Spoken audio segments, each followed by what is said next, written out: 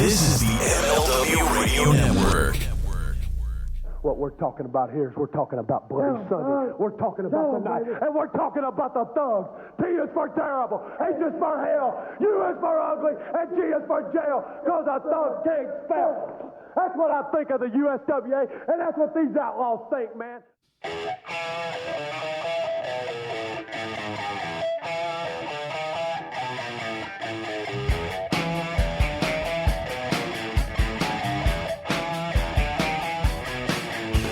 Welcome, everybody, to the Mind of the Meanie, your weekly peek into the world according to former WWE and ECW wrestler, the Blue Meanie. We'll cover wrestling, music, movies, sports, and lots of useless knowledge, all contained in the Mind of the Meanie. I'm Josh Shernoff, and he is the Blue Meanie. And Meanie, we open the show with such a famous promo. Love to hear it, and hate that we're hearing it for the reason we're doing it. We're going to get right into things here. Awful loss this week of your dear friend, Tracy Smothers. Meanie, the floor is yours. I want to say, how are you doing with all of this? Oh, man. It's, holy shit, man. Like, the last couple of weeks have been a real kick in the balls. Yeah. Between losing Eddie Van Halen, who I didn't know, but touched me emotionally so many different ways. And then, a couple days ago, we lost Tracy Smothers, who not only was a great friend, but was a great mentor and one of my greatest opponents ever, The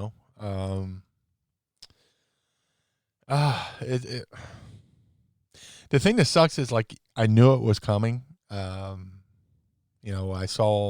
Last time I saw Tracy in person was, WrestleCade, 2 days after last Thanksgiving. And, when I had left, I had seen Tracy and we talked and we hung out and all that stuff. And, I'm pretty sure I knew that when I was leaving North Carolina to head back home, that was probably the last time I'd seen my friend in person. Just because he did, you could tell, he had a Hodgkin's lymphoma cancer, and you could just tell it had what the number had done on him. So I try to do my best to, stay composed. But I reached out to all the boys who worked with him in ECW. I was like, hey man, everybody, please just if you get a chance, hit up Tracy. And, like I said, I knew it was coming, but it still fucking hit me. But there was always, like any match, there's these hope spots that, hey, maybe he'll get through this. Maybe he'll get through this. Because, right the day before he passed, he said that, he was, seeing the stomach doctor and they're going to try to clear him for the chemo, his second bout with chemo. And then just like the fucking Eddie Van Halen thing, I just get a text out of nowhere, about Tracy. I'm like, oh, what the fuck? And of course, before I react, I go online to look, and sure as shit, everybody's giving their condolences. I will say, Al Snow trained me. I have one of the best trainers in Al Snow, but you never stop learning in this business or any business. You always learn from the people around you and the people you work with. And, I went into ECW. I was only in the business a year and a half. And, as big as an opportunity it was, I went there, I was, green as grass. I'm kind of going to have myself on this one, but the first time I met Tracy was in Indianapolis, Indiana. I used to wrestle every Thursday in Indianapolis for Mike Samples in Circle City Wrestling, and he would bring in Tracy Smothers and Ricky Morton on those shows, and I would do my match, and Tracy, like any good wrestler, would watch the whole show. I'd come back to the locker room and him and, Ricky would pull me aside. Hey man, you're a big guy, man. You're big like Terry Gordy, man. You can go. You can move for a big man. And he would like, give me, constructive criticism, critiques. So, and that stuck with me. And then I saw him at the NWA convention where Al wrestled for the NWA, title. And we caught up there. But like I said, I go to ECW. I'm only in the business a year and a half. And, Raven leaves for WCW. Stevie leaves for WCW. Me and Nova are like floating there in limbo. And, there's moments where like before the show, you go to peek out to see how the crowd is and stuff like that. And I look down and there's like this side door. And through the side door, casually walking in is Tracy Smothers with a silver Ribera jacket and his Pullman. And he's walking out. Holy shit. That's awesome. Yeah, I popped. I was like, thank God he's here, man. And, we went to, we started doing the FBI versus BWO, and he breathed life into, I can't even speak. He breathed new life into me and Nova, I said before, I'll say it again. Tracy Smothers is the unsung hero of ECW. He would take a lot of the younger guys in the ring before the show and run like a mini dojo, work out, stretch, do squats, do push-ups, sit-ups, whatever, and then run spots and talk psychology and everything like that. It's me, Nova, Chetty, Doring, Roadkill, and anybody else who wanted to partake. And, that helped me and everybody immeasurably. And then, I had the pleasure of working them for every night between, it was somewhere between 6 months and a year. And then, when ECW shut down, I mean, me and Tracy, BWO and FBI are married. Our legacies go on forever. And our matches were so much fun that, people try to recreate them on the indies, whether it was, in America or overseas and all that good stuff. And,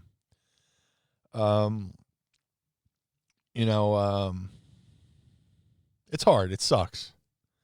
There's a lot of shitty people walking around this world in perfect health, yet a good man like Tracy Smothers had to suffer. And it just, I'm sad and I'm angry. 58's young, and he could have he deserved to live to 1,000, because he was always positive, always willing to help other people. And he put more into this world than the world gave back to him. So, I'm probably going to talk more about him throughout the show. I know I've sang his praises whenever I can. But I love you, Tracy.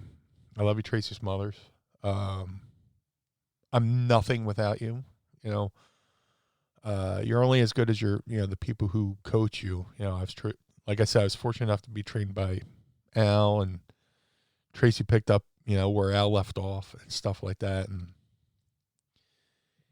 the wrestling world lost a great man. The world as a whole lost a great man, a hardworking man, a knowledgeable man, a passionate man, a loyal man. And this one's going to sting for a while. But rest in peace, Tracy Smothers. I love you dearly, and my thoughts go out to his family. There's a GoFundMe for his memorial. He has 2 sons, Austin and Kyle. And there's a gentleman. His name escapes me right now. I feel so bad, but he put up the GoFundMe to help for the funeral. I've donated, and of course, Chris Jericho. I know it was legit when Chris, Jericho donated.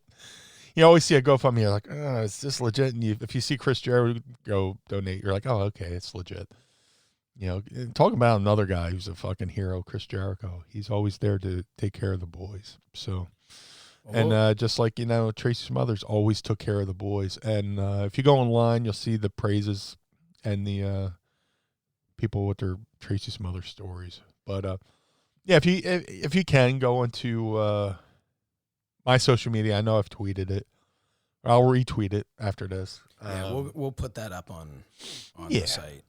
Yeah, and I feel like I sound so blasé-faire about it. It's just I did my crying after I saw Tracy in person. The last time I knew that was it. I've shed a couple man tears throughout, but I saw this coming. I knew it was coming. It still doesn't hurt any less. So, but yeah, let's crank up the entrance version of Staying Alive, and which is Tracy's ring music. I wish we could play it on here. I don't want to get us kicked off YouTube. But I'll say, Meanie, that yes, there's so many times you hear people sing someone's praises after they're gone, and and so many people, and that doesn't belittle it at all, and so many people have said, so many high profile people in the business had so many great things to say about Tracy Smothers. One of the things that I think is nice is that you had this opportunity on the podcast. In the past, you have talked about Tracy Smothers so many times and talked about what he did for you in ECW. And so anyone who's maybe new to listening, we encourage you to go back and find those. Unfortunately, I don't know exactly which episode or when. So go listen to 31 episodes until you hear it. But one thing that I saw a couple of times online was people referring to kept saying Tracy Smothers is your favorite wrestler's favorite wrestler. That was Mrs. Meanie. And yeah, I saw that from her. I saw that from a couple of other people, and it's true. Yeah. Why, for people who might not be familiar with his work, why, look, it's been 20 something years since the stuff you're talking about with the BWO and the FBI. And while a lot of us who were there for it, we look back on it fondly, and hopefully people have found it on the network. Can you explain to anyone who's listening who's younger explain to them why he was your favorite wrestler's favorite wrestler, why he had such an impact? Because sometimes I think it's so lost on people. People look at a big name wrestler or a quality wrestler is associated with how high they were on the card, in the WWE, for instance, right? Like that's what makes you a talented wrestler is, were you the WWE World Champion? And that's so not the case 99% of the time. You've got all of these other people who were just, whether they were journeymen or whatever it was. So what was it about Tracy Smothers that made him everybody's favorite? Journeyman's a good word when it comes to Tracy. He wrestled everywhere. He wrestled Florida, wrestled Memphis. He wrestled for Bill Watts. He wrestled for the, WCW. I don't know if it was Crockett then. He wrestled for WCW. He was just reliable, man. And he had the whole, I guess the word is, he could go. Mm-hmm. He had that thing in the ring where he could just go. And he was an athletic dude. He was a good looking dude too, man. He had that babyface smile, and like if he was a heel, he knew how to be a fucking heel too. He can turn it on, and I guess you could just he reminds me of like a Tony Garea type, where just always had great fire in the ring. He could just go. And for a guy his size, he was a big dude, and he was doing stuff off the top rope with, high cross bodies or elbows. He could do some little bit of martial arts stuff. He could do a little bit of everything. I was always a fan, but like the match that really won me over was Great American Bash 1990. I just pulled it up on the network just to make sure the date. Yeah, My memory's not what it was. Jeff, But, every it match was from July- everyone you've ever met memorized exactly the date, the time, where on the card. There was my first year of the business, I started writing down my matches, and I was just like, I can't do this. Jericho, I wish I didn't would. Jericho just put out a book with all of his matches. He's never stopped writing them down. That's crazy. It's insane. Yeah. And good for him. I wish I would have stuck with it, but like my first couple months, I was like, man. I do want to say, you mentioned the places where he worked. Freddie Joe Floyd was a character that he played in the WWF at the time. Yeah. And a lot of people would look at it, like I mentioned before, a great wrestler, sometimes fans judge them based on where they were on the card. Right. The concept behind Freddie Joe Floyd, I don't know the concept behind the name, but I can tell you the concept behind his place was they hired him because they knew, like you said, he could go. They knew that instead of just, because they were kind of like jobbers to the stars was how some people have referred to them. They would build up Freddie Joe Floyd, T.L. Hopper, who was another guy who's very talented, Tony Anthony. Yeah. And what would happen was the idea was we build them up as names that you're familiar with, and then they wrestle the bigger stars, and then the bigger stars get over that much more rather than just wrestling the local enhancement talent that you found. So while some people could look at it and go, why did you waste him at Freddie Joe Floyd? And there's arguments for that, for sure. But the other side of it is the backstage side of that was you're bringing in Tracy Smothers because when you put him in there to job to one of your guys that you're trying to build, Tracy Smothers is going to make that guy look like $1 million. And that was the mindset behind that, his time there. Well, the whole thing with I wouldn't say he was like a jobber to the stars, but he, the whole concept they were trying to get away the concept they were trying to get away from was the typical squash match where a guy comes in and he's just chopping meat and bumping and the guy has no offense. Right. wanted somebody that, they want to have these guys have competitive matches, be on the mid card and be able to have a competitive match with like a Shawn Michaels and stuff like that. So, they still look strong, but the star, they didn't want this, well, now you look at it, stars are wrestling stars every week, they're giving away pay-per-view matches for free every week on Raw. And they were trying to have like this like buffer to keep these guys apart, but still have competitive matches. Right. And you knew when you put Tracy Smothers in there, he wasn't going to have a bad match, and he was a man's man. He was a working man. He, even after ECW, I knew he was wrestling like 3 or 4 times a week. Just doing outlaw shows and independents and stuff like that. And he was still wrestling. He would find bookings. He would he would do the miles and he put in, the matches and stuff like that. And I was amazed. Most guys were just like, I'm a weekend warrior. I'll just wrestle on the weekends. He was wrestling from like Wednesday to Sunday, and taking, 2 days off and stuff like that. Well, that goes along too with what, you were talking about, and other people online have shared pictures of him just sitting at the monitor in the back, never stopped watching. Yeah. Didn't matter how successful he was and how much he knew. He never stopped watching so that he could give back to other people and perhaps even so he could learn something, because you never stop learning no matter how long you've been in the business. So, oh, absolutely. And he reinvented himself too. Like when he was with the young Wild Eyes, Other Boys, or the Young Pistols. I'm trying to figure it out. But he even wrestled, did the old wrestling with the bear and stuff like that. But he got to ECW and he joined the Full-Blooded Italians with Tommy Rich and Little Guido. He totally reinvented himself as, like this. He went from being the straight-laced, wrestler to like, I don't want to say a comedy wrestler, but you saw a new side of him, and he was so funny, and he was funny anyway in the locker room. He was infamous for being like, he'll just walk up to you and go, "Man, you changed, man. Why do I hate you, Meanie? Why do I hate you?" Or we'd be in the ring and we'd be circling, about to lock up, and he would look and point to a random person in the crowd, go, "Hey man, there's your family."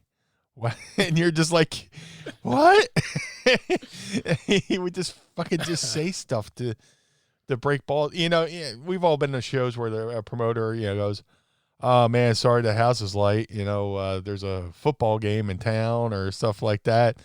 And he always would be like, "Hey man, McDonald's is open. How can you compete with that?" Just making fun of the old, making fun of every excuse like a promoter would make. Yeah. We went to the NWA loop for the NWA title tournament, and the night before in Pleasantville, it was the show was what we call a bomb scare. It's like somebody called it a bomb scare because no fans showed up, right? And me and Jason Campbell are sitting there. He walks up, man. He goes, "Man, a lot of people here dressed like chairs, man. We're gonna need you to be vocal out there, man. Help us out. He knew we were there with Al, and I was a wrestler and stuff, but he was asking me to pretend to be a fan at least, to give him get the other crowd into it. Man, a lot of people out there dressed like chairs, man. Was it Halloween? Shit like that.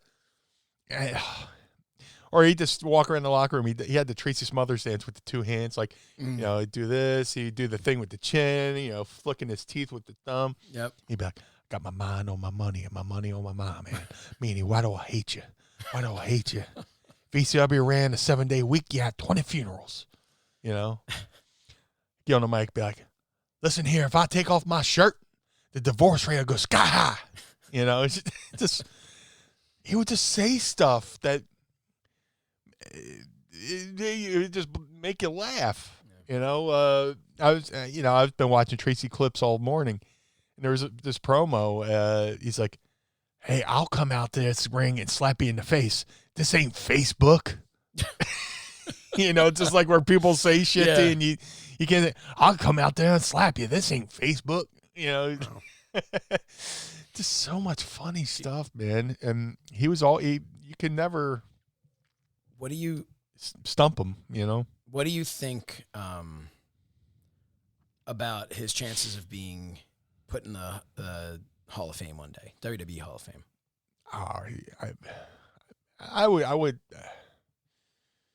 I would say, yeah, absolutely. First ballot Hall of Famer, absolutely. Yeah, I mean, I think that there's no question that he's deserving of it. Yeah. But it's that type of thing that calls into question, that Hall of Fame that people have said so many times, Yeah.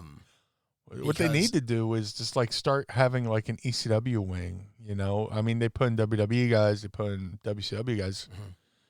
I mean, at least start putting in some ECW guys. I mean, you ripped off a bunch of ECW stuff and signed their talent for your most successful time period in history. Yeah, the Attitude Era. Yeah, even no, bro, I didn't steal it from ECW, bro. Yeah, we've talked about Val Venus. Yeah. Hello. Meanie. Is it stealing when the head of ECW gives it to you, though? Right. Yeah. So. Yeah. Well, I want to, like you said. Yeah, we're not going to cut this short, but No, yeah, I don't want to cut it short at all. Well, that's the thing. I'm always talking about Tracy Smothers, so I've talked to him about him. Yeah, this isn't the first time. Certainly won't be the last time we talk about him. No, because look, I wouldn't be here on this podcast talking with you if a guy like Tracy Smothers hadn't been so selfless in helping me look good.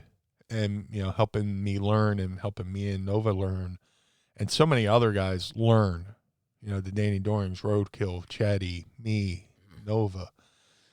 He built up that undercard, that younger core of ECW guys.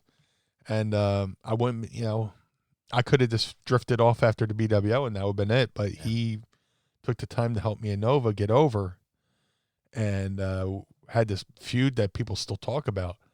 And that's all because of Tracy Smothers. He and Guido credits him too for helping him, So, there would be no Mind of the Meanie podcast because I could have just faded off into obscurity. Who knows? And with that, I then would have stayed in obscurity. So, but that's true. That's the thing, the trickle down of what he gave to so many different people and what they were then able to give to so many different people.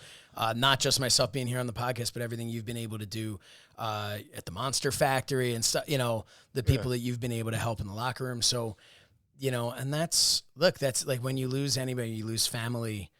It's one of those things you always look at and you say, well, they live on in us and in the things that we do. And that's something that, his generosity to you and so many other people in the business lives on in how you conduct yourself and how you're able to help people. And, which is not a bad legacy for somebody to find. Everybody wants to be, I sold out, they were hanging from the rafters, all that. At the end of the day, I think it's a much better thing to have people look back and just go, one of the best ever, one of the greatest guys to have in the locker room, helped everybody. I mean, nothing means more than that in your profession, There's people who have to tell people their accomplishments, and then there's people who have other people tell their accomplishments for them. And we've seen that the last 2 days with Tracy Smothers. He didn't have to brag about everything he did. Everybody else is singing his praise for him. Yeah. So that's the legacy of the man. We encourage everybody to go to the WWE Network or YouTube or wherever and check out some of those matches that Meanie was talking about.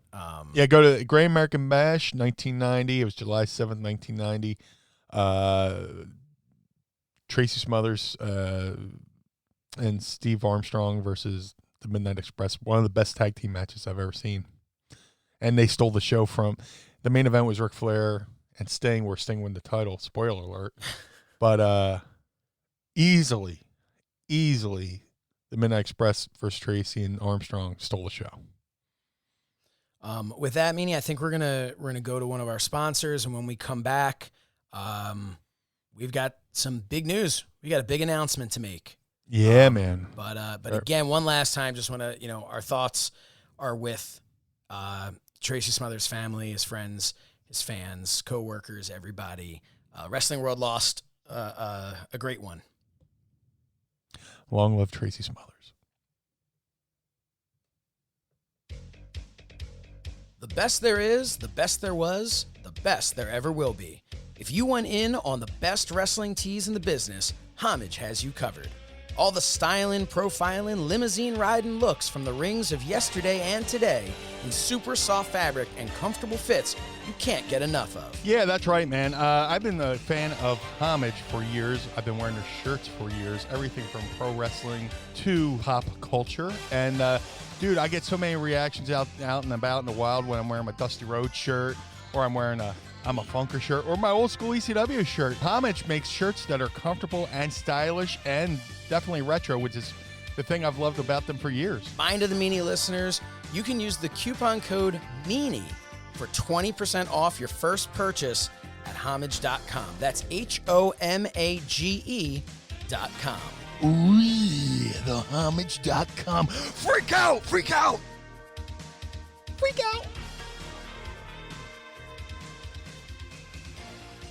All right. I'm going to crack this open, Meanie. Yeah. I got a peach pear because this needs to be celebrated.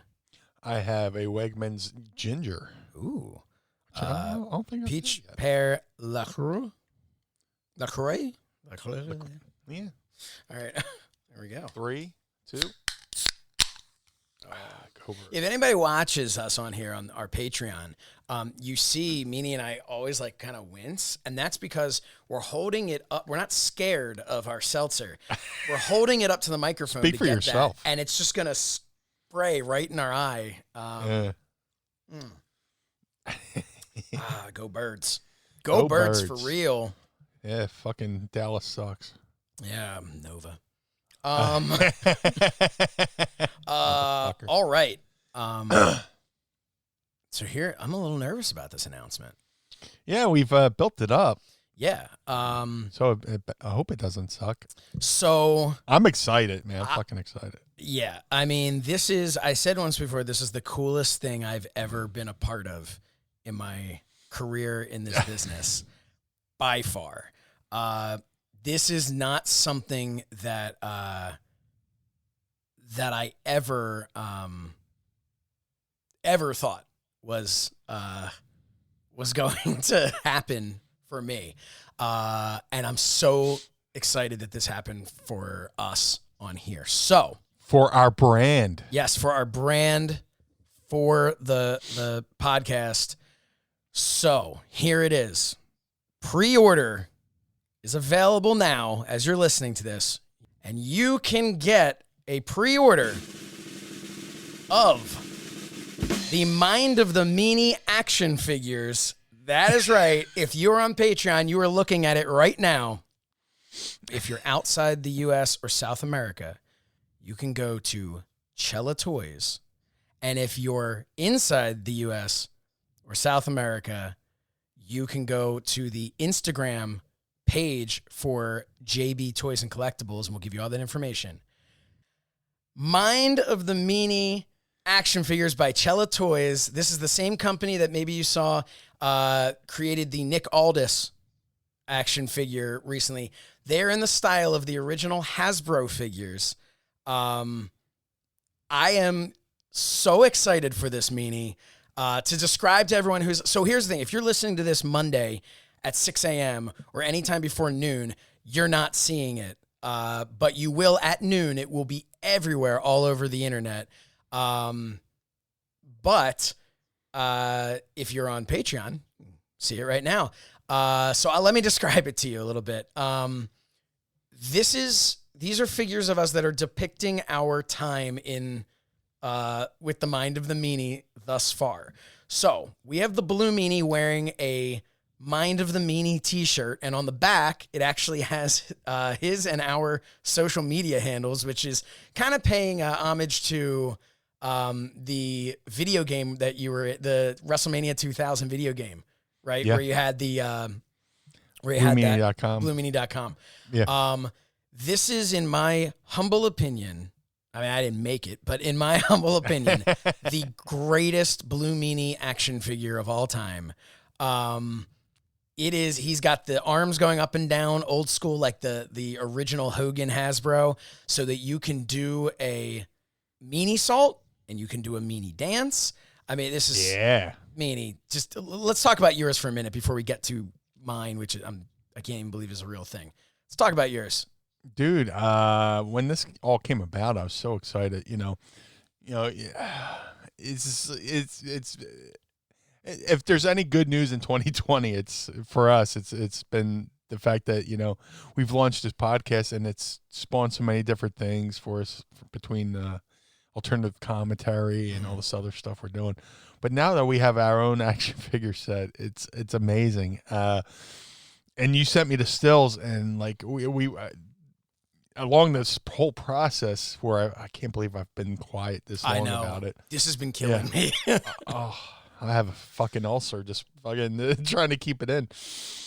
I want to be like, hey guys, look at this. But dude, it looks so cool. It's my current look, and I got the Mind of the Meanie logo half shirt, and with our social medias on the back. Like you said, it's a throwback to when I used to put my own website in the back of my shirt.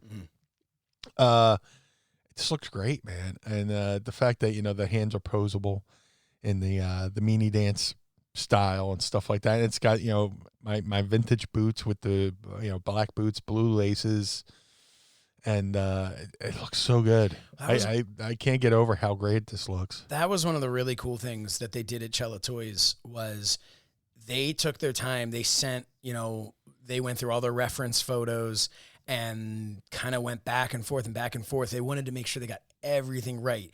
The height of your boots, and of course also remember it's Hasbro style, the retros, hashtag we want retros has been a thing since Mattel stopped making the WWE retros. And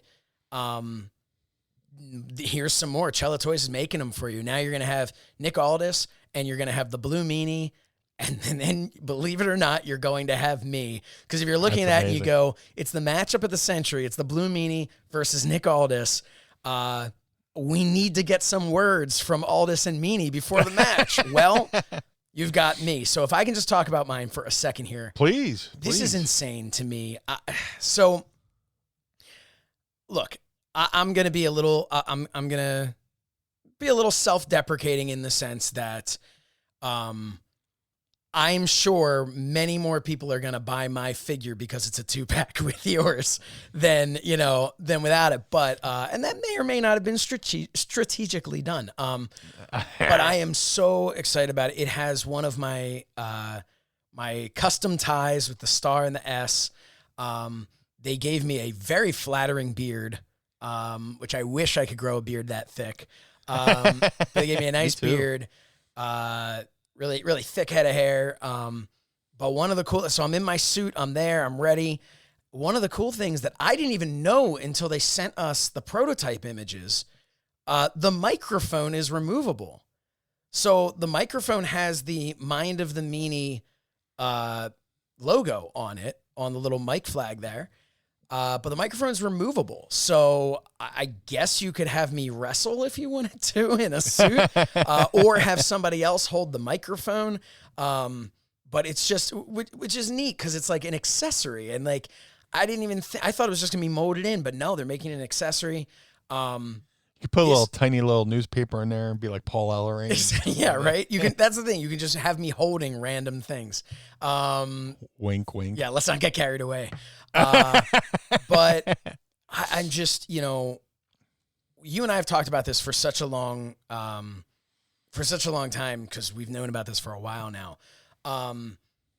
You've been so excited about this, and I kept saying to you, like, yeah, Meanie, if you're so excited, imagine how excited I am because it's ridiculous that I'd have an action figure.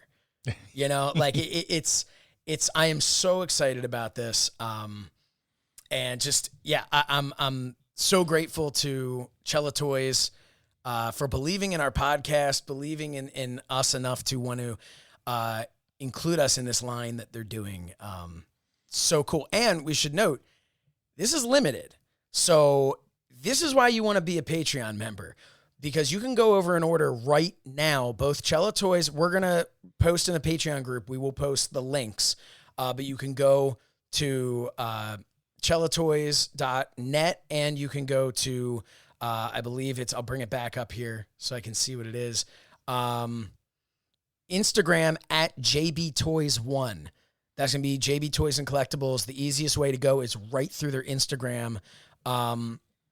And yeah, you can order these. Again, it's the reason if you're in North or South America, you want to go to JB Toys for shipping purposes. Because if you order from Cella Toys, you'll still get it, but obviously then it's coming from the UK and it's going to cost you a lot more. So we wanted to make sure that we had a US distributor as well. Like I said, Cella Toys based in the UK. So we could kind of help you out a little bit.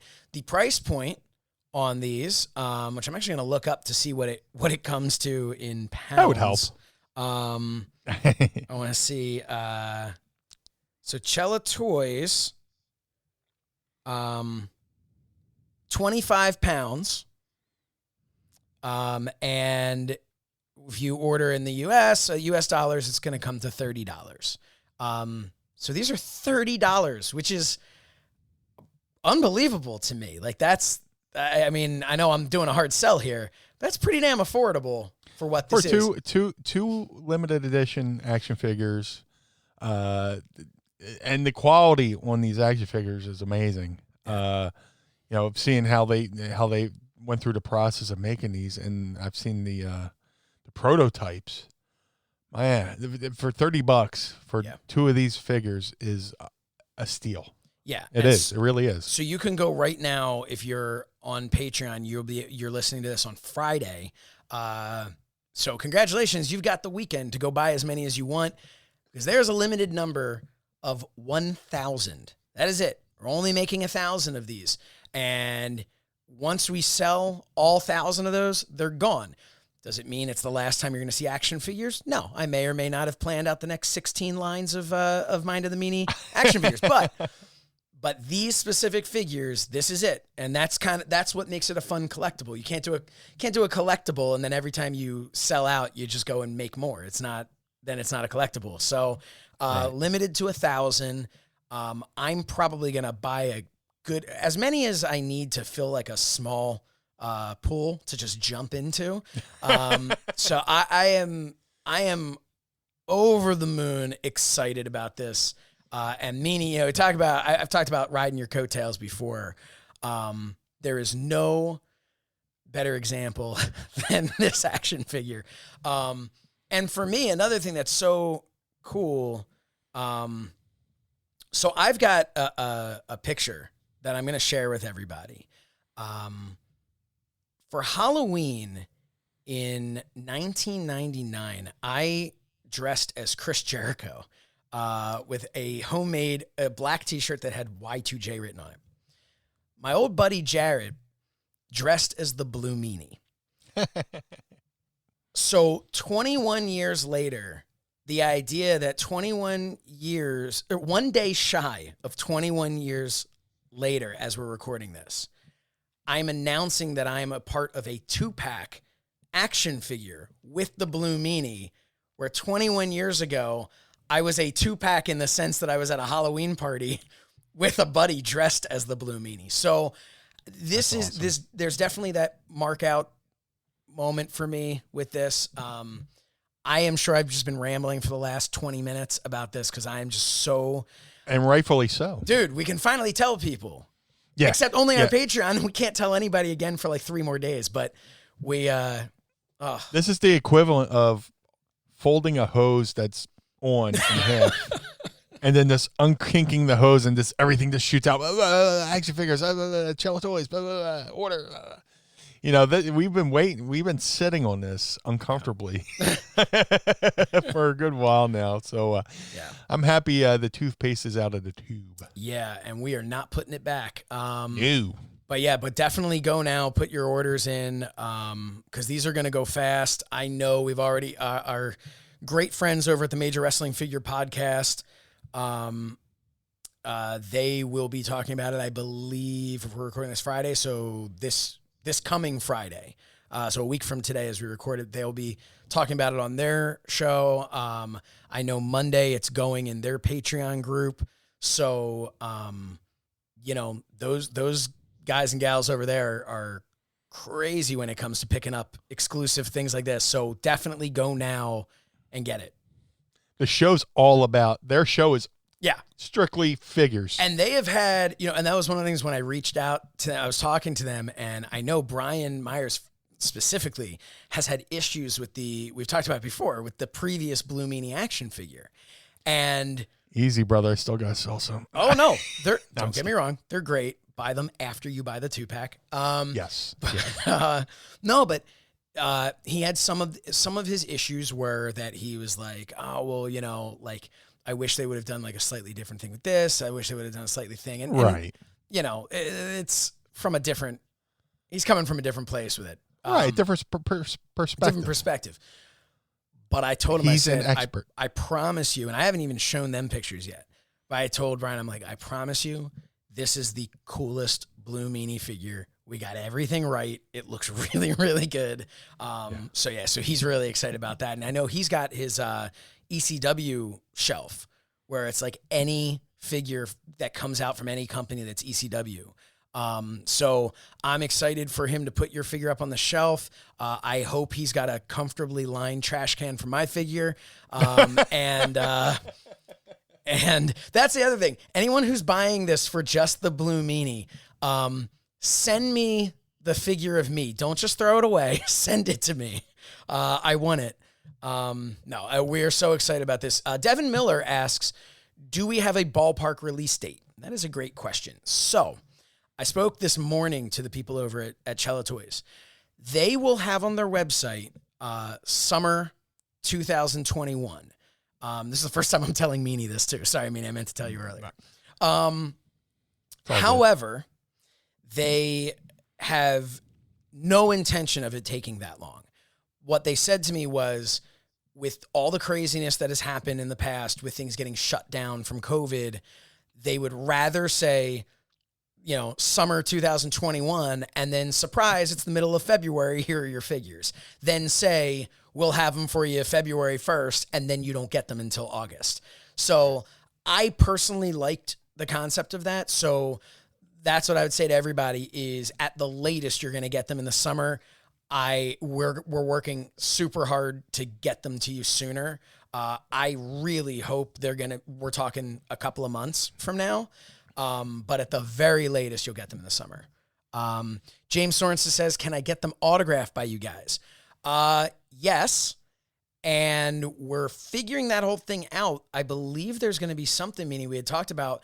They're going to be sending us, because obviously it would not be cost effective for them to send us from the UK all of the figures for us to sign and then send back to them to sell. Right. They're going to be sending some sort of sticker, like you'd see maybe in like a book where somebody autographs, they don't have all the books. They just have the stickers. So we'll have something that we'll be signing, and then it won't just be like stuck on. It's going to be part of the packaging. So it's going to be meant to have that sticker on there.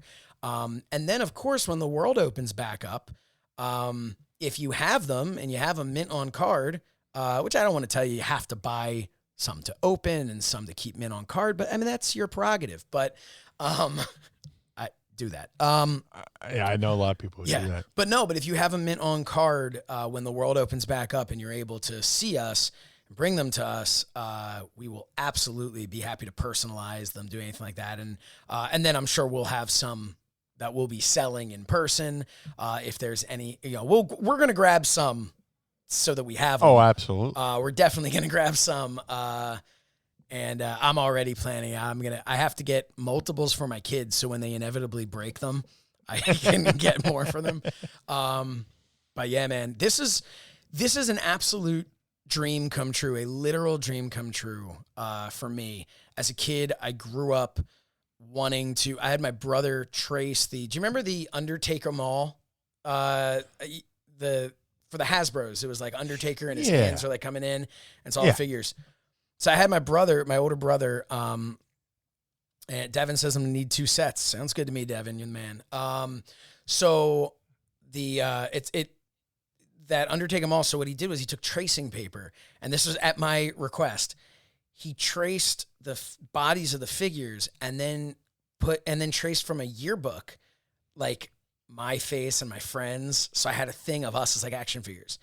And when I think I was 9 years old, I called Hasbro and asked them, and somehow got through to somebody, or at least somebody who was kind enough to, placate me, and asked how I can get an action figure made of myself, because I wanted to have one to wrestle with my toys. And my memory tells me they were like, $500 for a mold or something. And I was like, I can't do that. Right. $500 to a 9-year-old is $1 million. But yeah, so to say this is a dream come true is an understatement. Would have been great if you could have called their bluff and be like, all right, where do I send it? Yeah, right.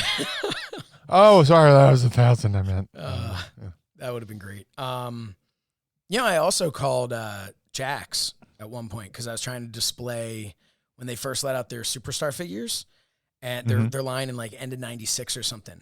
And I bought the whole line. I wanted to display them, and they were like Woody from Toy Story. Like they had their legs were so wobbly and you couldn't stand them up. And so I called Jack Pacific and told them, I really think you guys need stands for your figures so that they can stand with like the little pegs and stuff that I've seen on other figures. Yeah. They're like, oh, that's really interesting. Oh, thank you. Like G.I. Joe's used to have that. Yeah. They're like, oh, thank you. The next set came with stands. I'm not saying, they very well have been like, thank you. Yeah, we obviously have had this planned. We know this all along, but I'm just going to say I'm taking credit for it. So it's like me with Val Venus, Absolutely. Yeah. Yeah, this is so cool, man. Yeah, so excited. Now, hopefully, our Pod Squad is excited. Pod Squad is blowing up over here. Let me tell you, the people that are watching live right now, they're all just talking about how they're going to need 2 sets each. So, all right. I know I'm definitely going to have a couple sets for myself. Oh yeah. Some to keep in package, some to display on my shelf. Yep. Yeah, to go along with all the other stuff, my action figure and the stuff that, other people were kind enough to make for me and stuff like that. So, yeah dude, this is going to be so cool. especially, my character's always been like very toyetic, Yes. very, very toy-like. And it's been ridiculous that you haven't had more figures. And we've talked about that before. And I think that that's one of the reasons when I was saying about your other figure, and I'm not just backpedaling because I'm worried now I won't sell them. Because you're selling them. They still sell. But that figure was made in much more of like the realistic style. Whereas the Hasbros always had more of a cartoony feel to them, which to me... I'm a walking cartoon. I was going to say, to me, I'm looking over because I've got my display case of like the old Hasbros, and there are some figures that just like jump, like the Ricky the Dragon Steamboat, right? He's got all that stuff. Like there were some characters that just screamed Hasbro style figures because they just, it worked. And I've always just been like, I remember before we were doing the podcast when they were doing the retros, Mattel was putting them out to look like, they were doing modern guys and guys from the past and to make them look like the old Hasbros. And you were absolutely one of the people in my mind. I'm like, dude, they got to make a Blue Meanie. It's Blue Meanie. This screams Blue Meanie. And that's why I think I just love this figure of yours. Oh, dude, it's so cool. It's so good because like I said, I'm a walking cartoon, and I always say pro wrestlers are live action comic book heroes and stuff like that. So to have this line of toys coming back, like between the Nick Aldis one, me, you, and whoever else they have lined up, it's going to be a really cool set to have. Yeah, and there's so much you could do with them. And one of the what's that? No, keep going. No. There's so many different cool things you could have. There'll be awesome. I think they'd be a really cool display set. Just to put in a shelf and stuff like that. There's a guy I follow on Twitter, and he's got he makes these whole sets and he recreates like pay-per-views and stuff like that. And I get to see this figure being on his page and stuff on his Twitter and stuff like that. So, yeah man, this is going to be a big. I think this is going to be a big hit with collectors. And that's obviously that's where our focus is. Yeah, on it. I'm obviously getting them for my kids. My kids love to play with the Blue Meanie Micro Brawler and the Blue Meanie, the other figure that you have, the Figure Toy Company figure. So, they'll just, the more meanie, the better. I'm definitely going to pad the pre-sale and the straight up order them like a mark, for myself. Absolutely. This is incredible. They all came from Philadelphia. Yeah. 19148. What? Yeah. I'm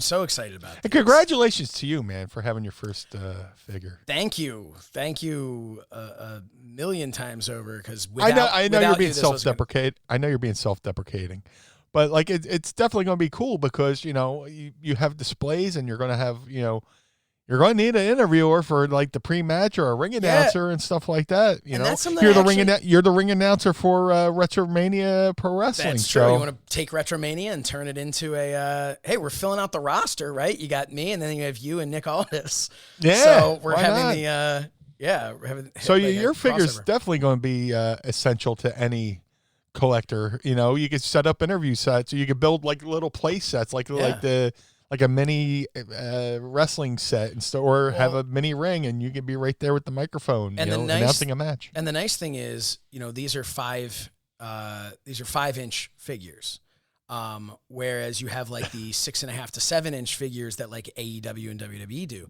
And I'm thinking AEW, for instance, height wise, this is perfect. If you take an AEW 7-inch Dustin Rhodes and put it next to my 5-inch figure, that's pretty much to scale.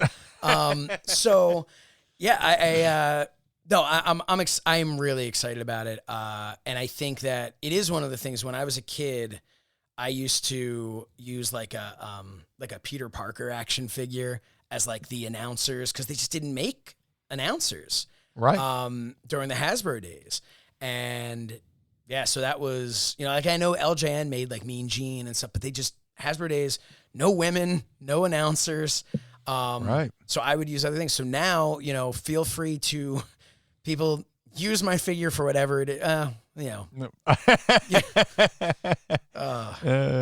That's such a loaded fucking thing. James Sorensen says, congratulations, Josh. You are truly amazing. You deserve it. That's very, very kind of you. Means the world to me. Also, you're asking about the, you're dressing up as me to go film a high school football playoff game here in a bit. Nice. Cool.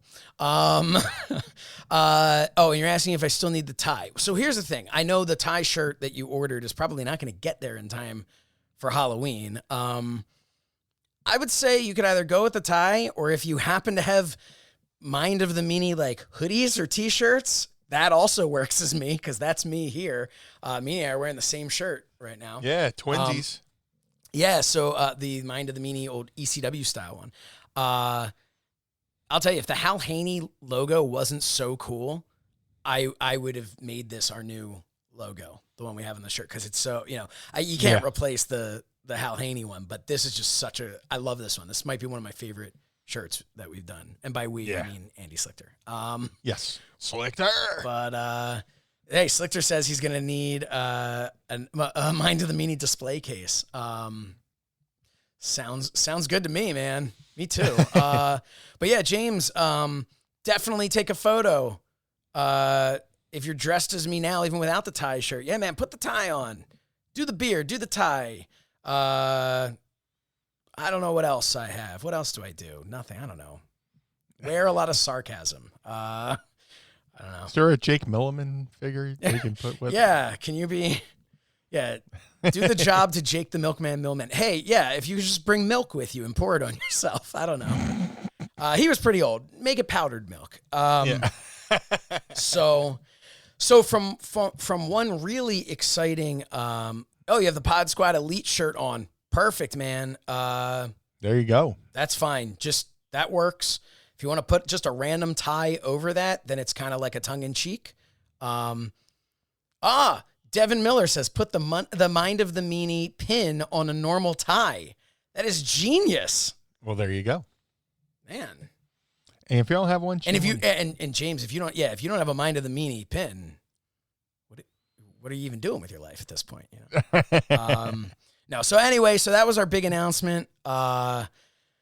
So pumped for this. Can't wait to share it with the world. And again, if you're listening to this, it is available now at, I'll bring this up again for those who are watching and so I can read. You can order online at cellatoys.net, and you can order on Instagram at jbtoys1. It'll also end up on their page as well, which I believe is jbtoysandcollectibles.com. But they've told us Instagram seems to be where they actually sell the majority of their stuff. So I would say, listen to what they say, and just send them DMs and go in there. For Patreon members, the stuff's up now. You go to Cello Toys, it'll have a thing right now that says like, Patreon only, like order this. And so it doesn't give it away to anyone else, but you'll know what it is. And same deal with, JB Toys. It says Mind of the Meanie merchandise, but nobody really knows that is because he sells belts and posters and things like that too. So, James ordered both of them. That's an order. And that's an order. Both of the pins. I still haven't opened it yet. I have the pins, but haven't opened them yet. Okay. Well, now's as good a time as any. And I'll tell you, the pins are actually kind of easy because I was all nervous about taking them. Like I wanted mint on card before I then got multiple sets of them. But it's just like the plastic, you can peel it apart and it re-sticks. So you peel it apart, you take the pin off of the card, wear it, and then just put it right back on. But I think that's the way to go, man. Definitely put on a tie, put that pin on. Devin hit it out of the park. That's the way to do it. But absolutely. Yeah. So what else is going on, Meanie? Yeah, man. Again, excited about, the action figure. Excited that we finally got the announcement. Yes. In the can, so to speak. And it got another announcement. coming this way. I will now be, along with mine and DeMeanie, because this is my number one, thing that I'm dedicated to. But I'm also joining another network called for the Eagles Brawl podcast network. Myself, along with Connor Miles and Giovanni Hamilton. Giovanni, who I've sung his praises, 13-year-old kid. He's been battling, and you wouldn't even know it just by seeing him. But he's been like a huge inspiration. He's going viral just because he's such a positive influence on everything. Considering everything's going to, he's like the biggest Eagles fan in the world right now. Him and Connor Miles have invited me to join the Eagles Brawl podcast for their Eagles games recaps. And this all stems from my appearance on the Eagles Brawl on Giovanni's podcast last week, where he did a Q&A, and we had a good rapport. And they just announced that they're going to have me on for Eagles recaps and stuff like that. So this next Eagles game is Sunday Night Football, and I will be joining them Monday for to talk with Connor and Giovanni about the results, hopefully in an Eagles win. And what time does that air on Monday? We record it and just they put it up as soon as we're done recording and stuff. So I will have more information on that on my social medias. But, I'm just wondering, are we entering into are you going to be a part of your own Monday Night Wars between Mind of the Meanie and that you're not going to know who to? Oh no, it'll definitely be at night. It'd be Mind of the Meanie in the day, and the Eagles Brawl at night. And then we're going to compare ratings on Wednesday morning. That's what I want. Because you got to let a day for people to really. We'll have demographics. No, I'm so excited for you. When you told me about this. I think that's so cool. It's obviously we cover sports and stuff on here, but not in the way. I mean, those guys they break down. You were talking before about the stats and everything. Yeah. They're good at math. I'm not. But no, I think it's going to be so cool for people to see another side of you. Because everybody, anyone who follows you on social media knows that you are an enormous Eagles fan. But I think sometimes maybe people wouldn't know quite as how knowledgeable you are. It's one thing to be a huge fan. For instance, I'm a huge Eagles fan. I am by no means as knowledgeable as anyone. Because for me, I'm much I love the Eagles. I love to sit down. I love to enjoy the game, or not more often time. But I enjoy it. But I don't have all the stats memorized. I don't have I can't remember this, that, or the other like I do with wrestling, for instance. Right. Just never have been able to for whatever reason. So I think it's going to be really cool for people to hear your insights into this, and a great crew there too that you're joining. So I am very excited for you. And thank you. And I think everybody should check that out. If you're not an Eagles fan, hey, we're not all perfect, and there's still time to join, and I think Meanie's going to help you do that. Yeah, it's I like talking about sports. I'm unapologetically a Philly sports homer, but I know if I went specific on this show, Eagles specific on this show, people are like, oh man, well, I'm a Bears fan. I think I'll just tune out. Yeah. And that's kind of or they're like, I don't live in the United States. This is not football. That too. There's that. So this is my outlet to talk specifically just Eagles. And like you said, you're not a stats guy. I'm not a stats guy either, but I always look at sports like football, baseball, all that stuff. Same way I look at wrestling. I look for the story, in the game, and compare it to history, sports past history, Yeah. I look at it from I think I look at the game through a different set of eyes than most people, my co-hosts Giovanni and Connor, they look more at stats, and Giovanni's a wizard at looking at he looks at game tape and stuff like that. Man, I was like, oh geez. I feel like a schlub over here. And he's 13. I'm like, man, good for you. God bless. But yeah, I think I'll bring a fresh, not a fresh outlook, but a different take on how to look at the game and the storylines and stuff like that. Not like pro wrestling storylines, but there's stories that go along with football or sports, and that's why we fall in love with it. That's why we have the rivalries that we have in there. And yeah, I think that's awesome. Hey, I was so jealous of your announcement the other day that I decided to jump ship from wrestling over to boxing. But I did want to thank. We got side hustles. Yeah, I did want to thank everybody who tuned into. I wanted to thank them, not just trying to put myself over. But please do, man. I wanted to. Andreas Hale and Matt Stryker had a great discussion. A post press conference on Fight. A post press conference discussion.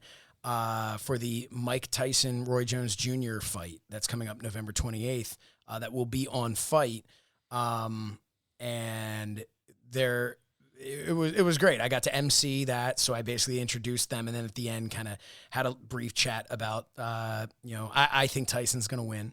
But it was really cool, but it made me think of it too, and I really appreciated them having me be a part of that. But it made me think of it because you're talking about, bringing a different perspective and stuff. With boxing, when they first offered it to me, my first thought was well, I don't have to talk about boxing, do I? Because I think Mike Tyson's really the last time I paid any attention to boxing, Yeah. So, I mean, obviously Mayweather and whatnot, but so I was a little and they're like, no, you're just going to introduce him. And at the end, I came in and talked a little bit, but yeah, there are things that we all kind of have our expertise in, right? Our real interest in. Yeah. And I think it's just going to be so cool for you to be able to have that outlet to be able to really talk Eagles football, not just football like you were talking about before. Eagles football, I think it's going to be really cool for you to be able to do that. Yeah, I love wrestling, but I'm also a sports junkie. When I'm not watching or following wrestling, I have the local sports radio on not 610. That's how far back I go when it was AM. It used to be 610 WIP. Now it's 94 WIP. And I listen to that all day. My favorite show being Marks and Reese with Johnny Marks, my boy Johnny Marks, and former Eagles great Ike Reese, who I'm currently trying to get a throwback Ike Reese jersey if I can find one. But come on, Ike. Yeah, I listen to those guys. Did you ask him if he has any in his closet? Yeah, I'll DM him. Ike. No, Ike's great, man. I loved him as a player. And then when I found out he was getting into sports talk radio, I remember seeing it in the newspaper here in Philly, and they're like, Ike Reese doing nights at WIP, and then he's been there for over. Ike Reese, younger brother of Merrill Reese. No, that's not true. He always he's funny. He's so funny. He kind of reminds me of Charlie Murphy. Yeah. Because they were talking about celebrities you get confused for. He's like, man, I always get confused for Charlie Murphy. But Ike Reese, old school NWA wrestling. He looks like Charlie Murphy. Yeah. He says he gets confused for Charlie Murphy or Morris Chestnut from Boys in Hood. Ricky! But I love listening to sports talk. I love sports in general. And swing back to Eagles Brawl. They're part of this bigger network called the Brawl Network. Obviously they have different cities for different podcasts, but if you want to hop on Twitter, go to Twitter at Eagles Brawl on Twitter. It's got all information on there. I'll be with Connor Miles at Connor Miles with a Y NFL on Twitter. and Giovanni, Real SJS Giovanni. Kid is on ESPN currently. He's been on Channel 6 this week, and he's just going viral just because he's in the world of sports where things get turned negative. He's been like the shining light on the positive of being a sports fan. So, like you said, we got so much going on. Yeah. And hey, you know what? And I want to remind, because we have actually, because I can see we have more people watching live than we did when we originally made the announcement. But it's also important that we mention, if you're on Patreon watching this right now, don't say anything until you see us post about it on Monday, and not posting our episode, posting the actual picture on our social media when that happens. But one more for the people who just tuned in. Yeah, that's right. Mind of the Meanie action figures coming at you from Cella Toys. Pre-order them now over at JB Toys 1 on Instagram if you're in North or South America, and cellatoys.net if you're everywhere else in the world. Help you out on that postage there. I do want to say a couple of things here that popped in my head, Meanie. Number one. That's the purpose of the show. Yes. Well, I think it's supposed to be if it pops into your head, but I'm the tour guide, and I find these things in here. Yes. Or I just leave them in there for you to think You're about. like Geraldo in the vault looking for random relics. So, we are family. I've got all my, we are 57 subscribers away from 1,000 subscribers on YouTube. Nice. I want you to stop whatever you're doing, and I want you, which I guess is listening to this, so don't stop that. Have it on in the background. But I want you to think to yourself right now. If there's a mirror near you, some reflective surface, look in that mirror and ask yourself a question. Have I subscribed to the Mind of the Meanie YouTube channel? And if the answer is no, go subscribe to the Mind of the Meanie YouTube channel, please. We are so close. We're getting so close to that. Thank you, everybody. All 943 of you who have subscribed so far. Cool. But we know there's more of you out there. Yeah. So subscribe. And then another thing that I want to say. So I'm going to put this over. I'm not going to name the company because they're awesome and they're going to make this right. But I've got here, everyone can see, these are mic flags. Meanie and I were so excited about these. I was promised, based on the dimensions, that these would fit onto our microphones here, onto these parts. They do not. So I want you to know, anyone who's going, well, Josh and Meanie, they could be more professional with these mic flags. Well, they don't fit. So we're going to be sending these back. And then we also have these ones here for alternative commentary. Not to be confused with these ones here. Our Mind of the Meanie. But they're just double sided. There we go. That should be coming soon. Should make things look really cool. I was so excited to have one on here today, and it didn't fit. What else? Oh, I do want to say to everybody out there, we've been doing this for 32 episodes now, which has just been so much fun. Absolutely.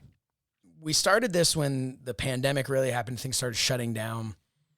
I just want to say, at this point, this is airing the day before Election Day. Go vote if you're in the United States and you haven't yet, and you're on the fence and you don't want to. At this point, it's too late to do a mail-in. So be safe, and if you can, and if you're comfortable and you're not at a high risk, go vote. And, it's important. And it doesn't matter where you lean. Yeah. We love you all. But and exercise your American right and go vote. That's, look, we lean where we lean, but the reality is you can't believe in everybody having that right to vote, but only if they agree with me. That kind of defeats the purpose. We're supposed to vote.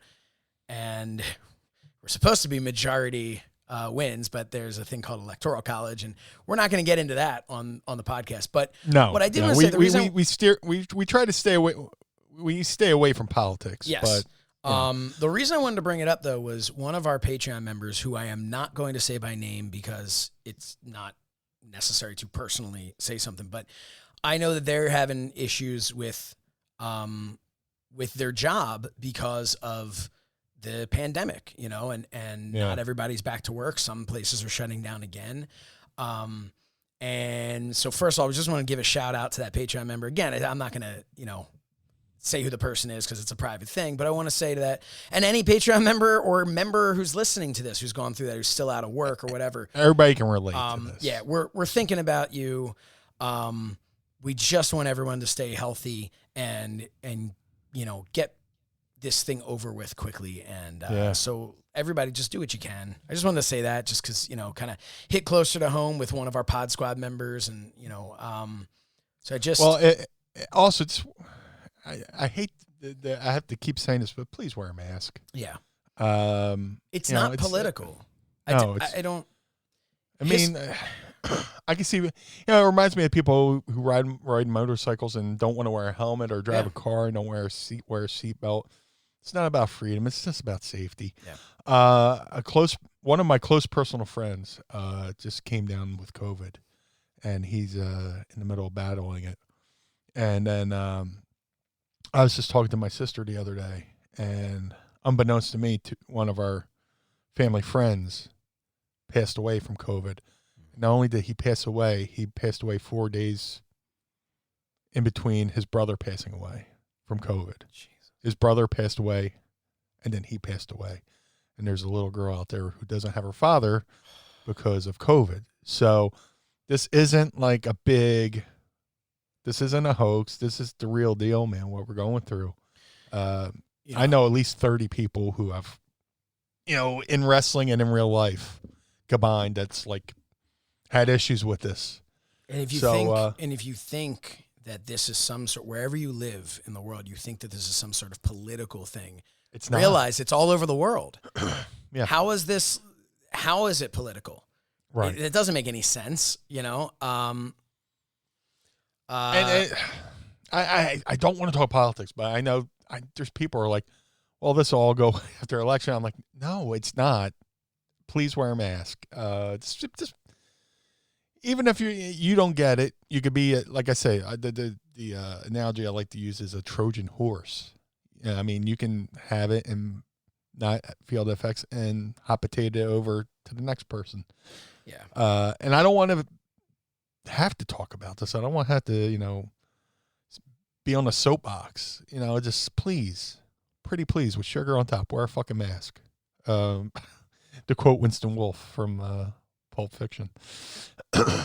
But yeah, man, I hate wearing the fucking mask because my head is large, and I'm gonna have fucking ears that look like a set of teacups, from having to wear this fucking mask all the time. But I'm gonna wear a fucking mask. I'm always washing my hands. I always have a squirt bottle full of rubbing alcohol, 70% or higher.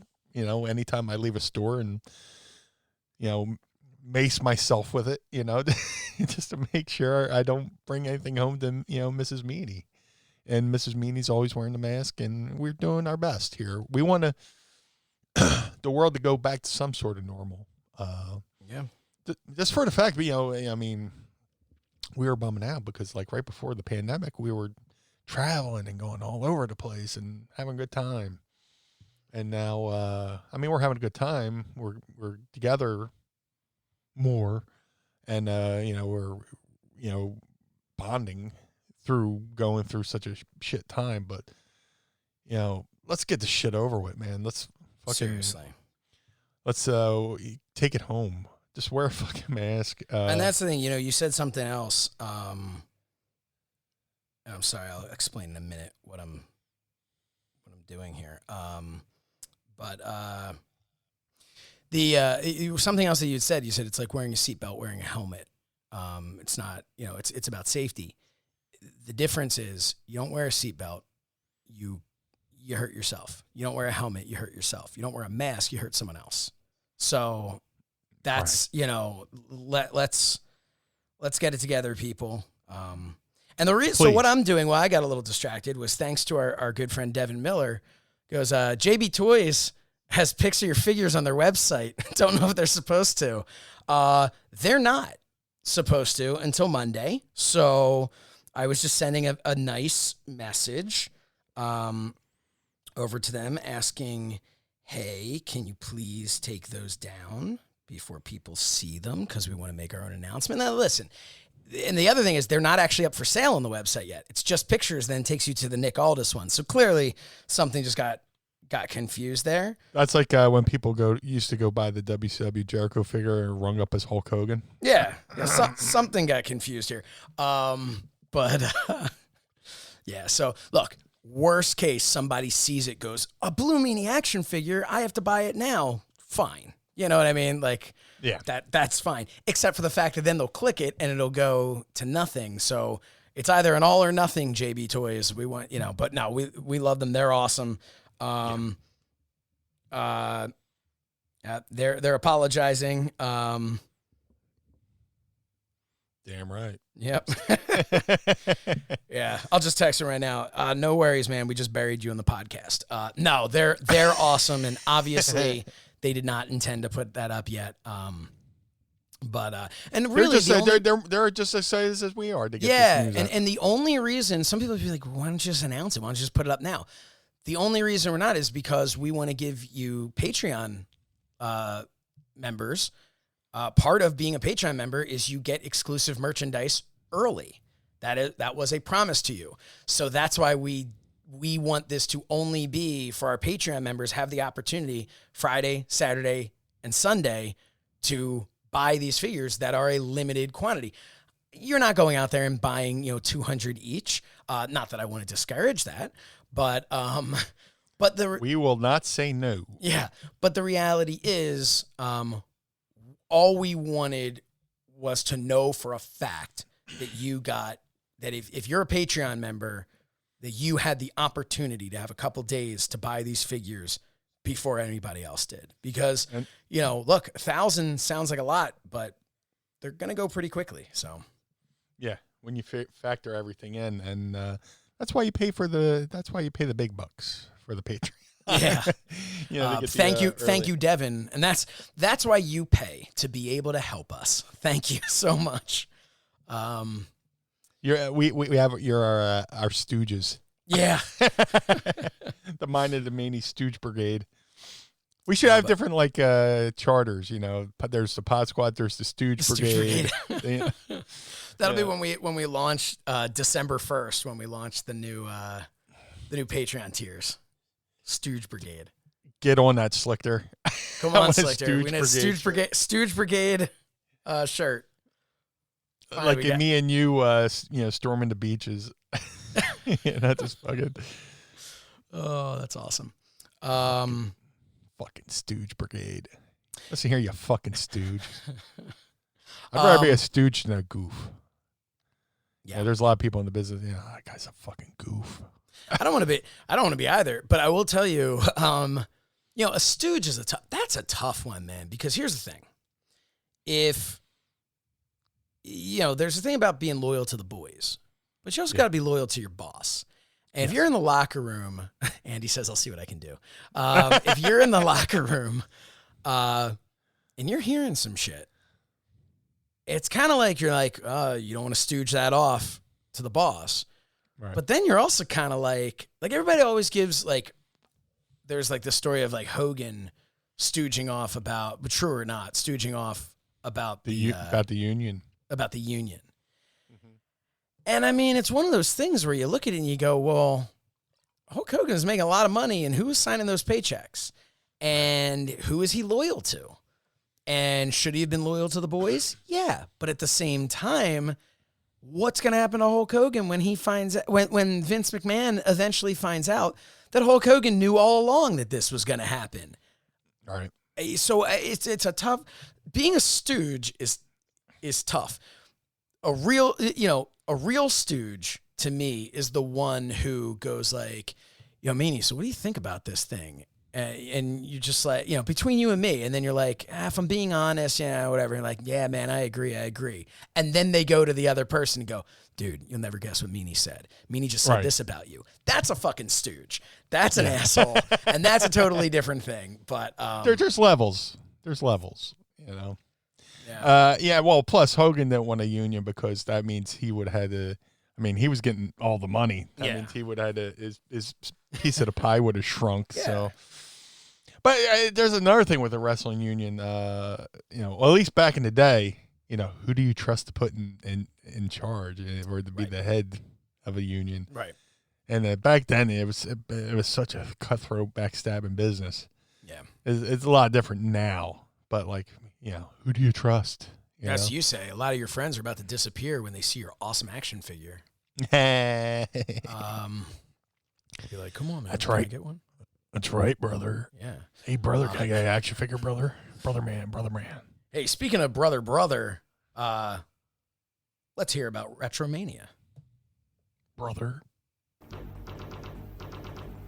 Ladies and gentlemen, welcome to Retromania Wrestling!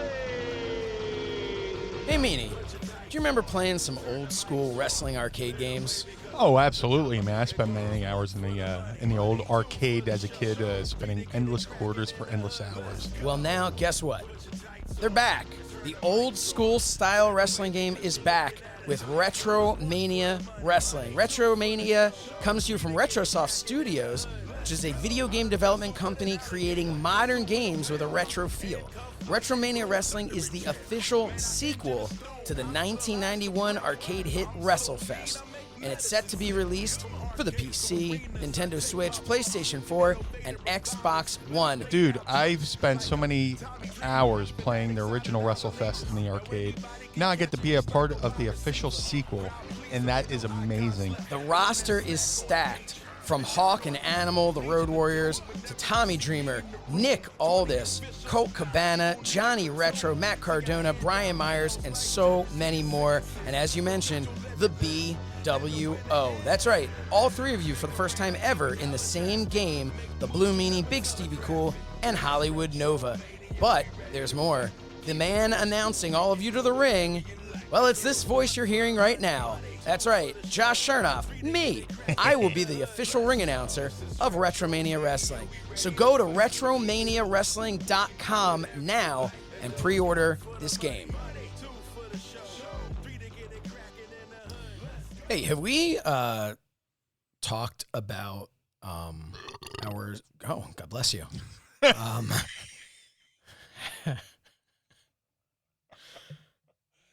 Where the fuck did that come from? I need an exorcism over here. Oh man, that's more than a seltzer kiss. That's a seltzer French kiss right there. Seltzer penetration. What? Seltzer penetration. That was the Total Elimination theme song. Have we talked about how we had a Zoom call with our Patreon members? No, because we did that after the last show. That's how that works. So we had a Zoom call for the first time ever with our Patreon members. That was awesome. That was so great. much fun.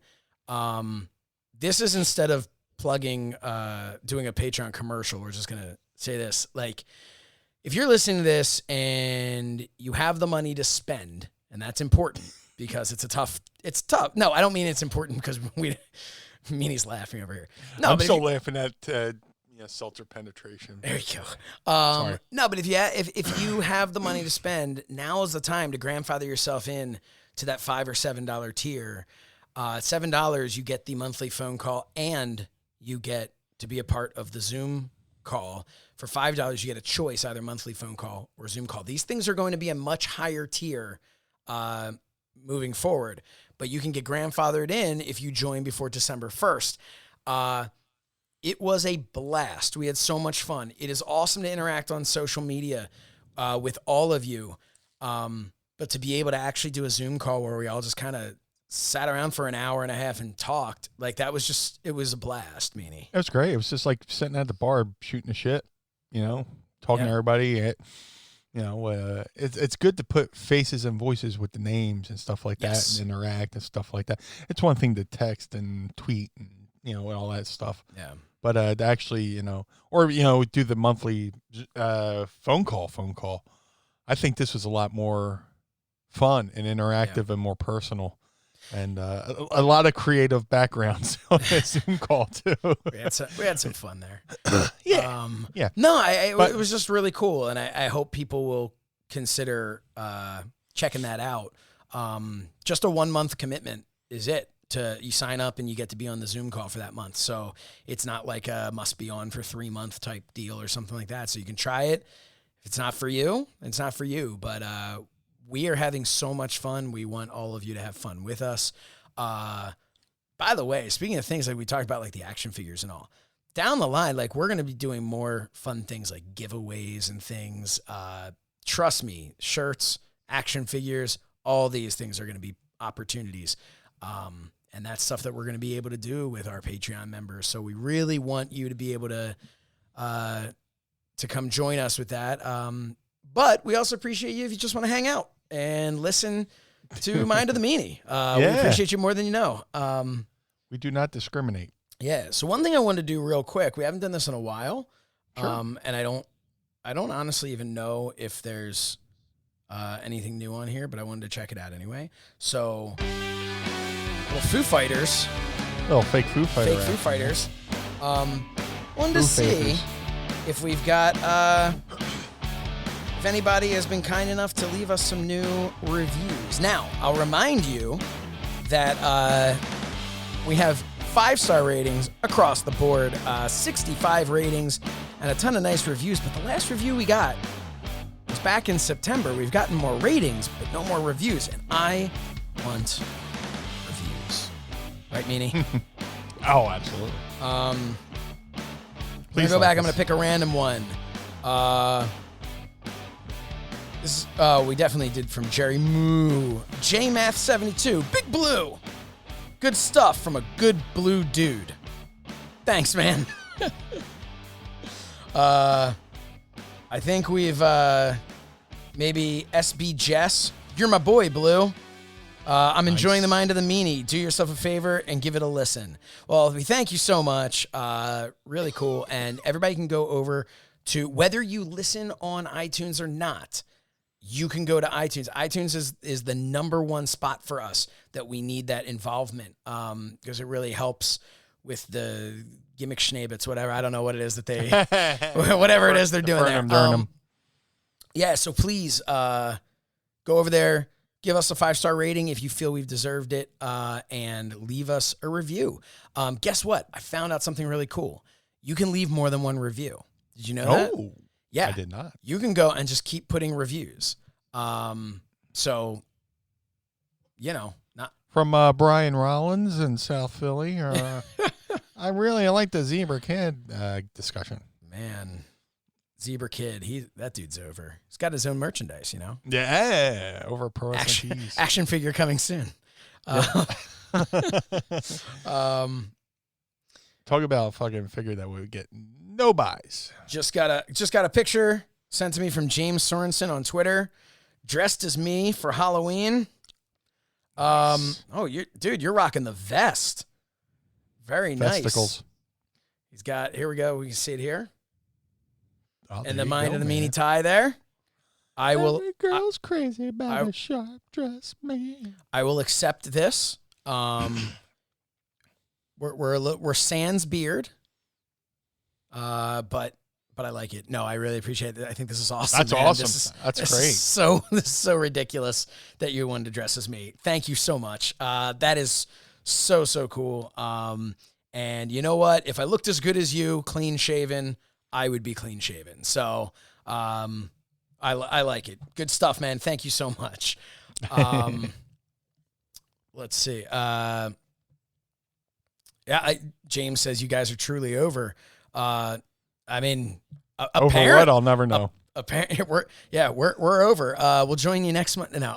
Yeah. So no. Hey, thank you again, everybody, for all your support. This is so cool. Like, again, this is an episode I've been waiting for to be able to share about the action figure, and like between James dressing as me for Halloween, an action figure of my likeness in a 2-pack with the Blue Meanie, which I know, Meanie, you think I'm blowing smoke, but that's so freaking cool to me.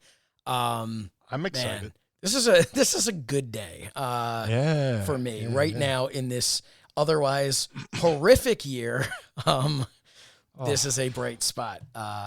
This car crash of a year, man. Yeah. Fuck. Hey, you know what else is great? When we hear from all of our wonderful pod squad where they ask Meanie anything. Meanie, you ready for it?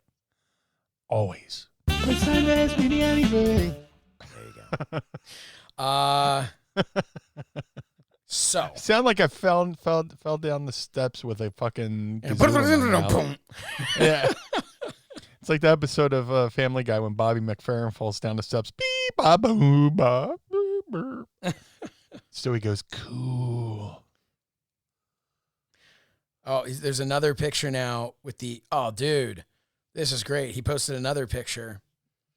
Oh, you know what? You're right. You didn't need the beard. You're wearing a mask. Good thinking. You didn't need it. But look at that.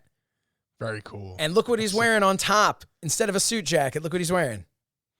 That's awesome. That is again, he's got one before we did. That is a pod squad like windbreaker. That is so awesome. I mean, we've got our own pod squad windbreaker over here called the Blue Meanie. But I don't break one, I destroy it. And I will say the pin on the tie idea really works. Yeah. And I don't know what's going on if you hurt yourself on your hand because it's wrapped up. But I do want to tell you a fun fact. That is how I used to wrap one of my hands when I wrestled. One of them was wrapped around like that, and one of them was just around the wrist. So we're going to pretend that he just did a deep dive into all the footage that Al Snow deleted because it was so good that he knew nobody could ever top it. Also, it's like just in general, it's like when they destroyed Nicholas Tesla's paperwork after he died. Nobody else got it.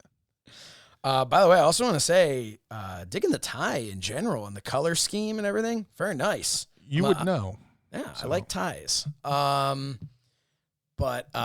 so thank you for that, James. But what was I doing? Oh, yeah, I remember. I was going to ask Meanie anything.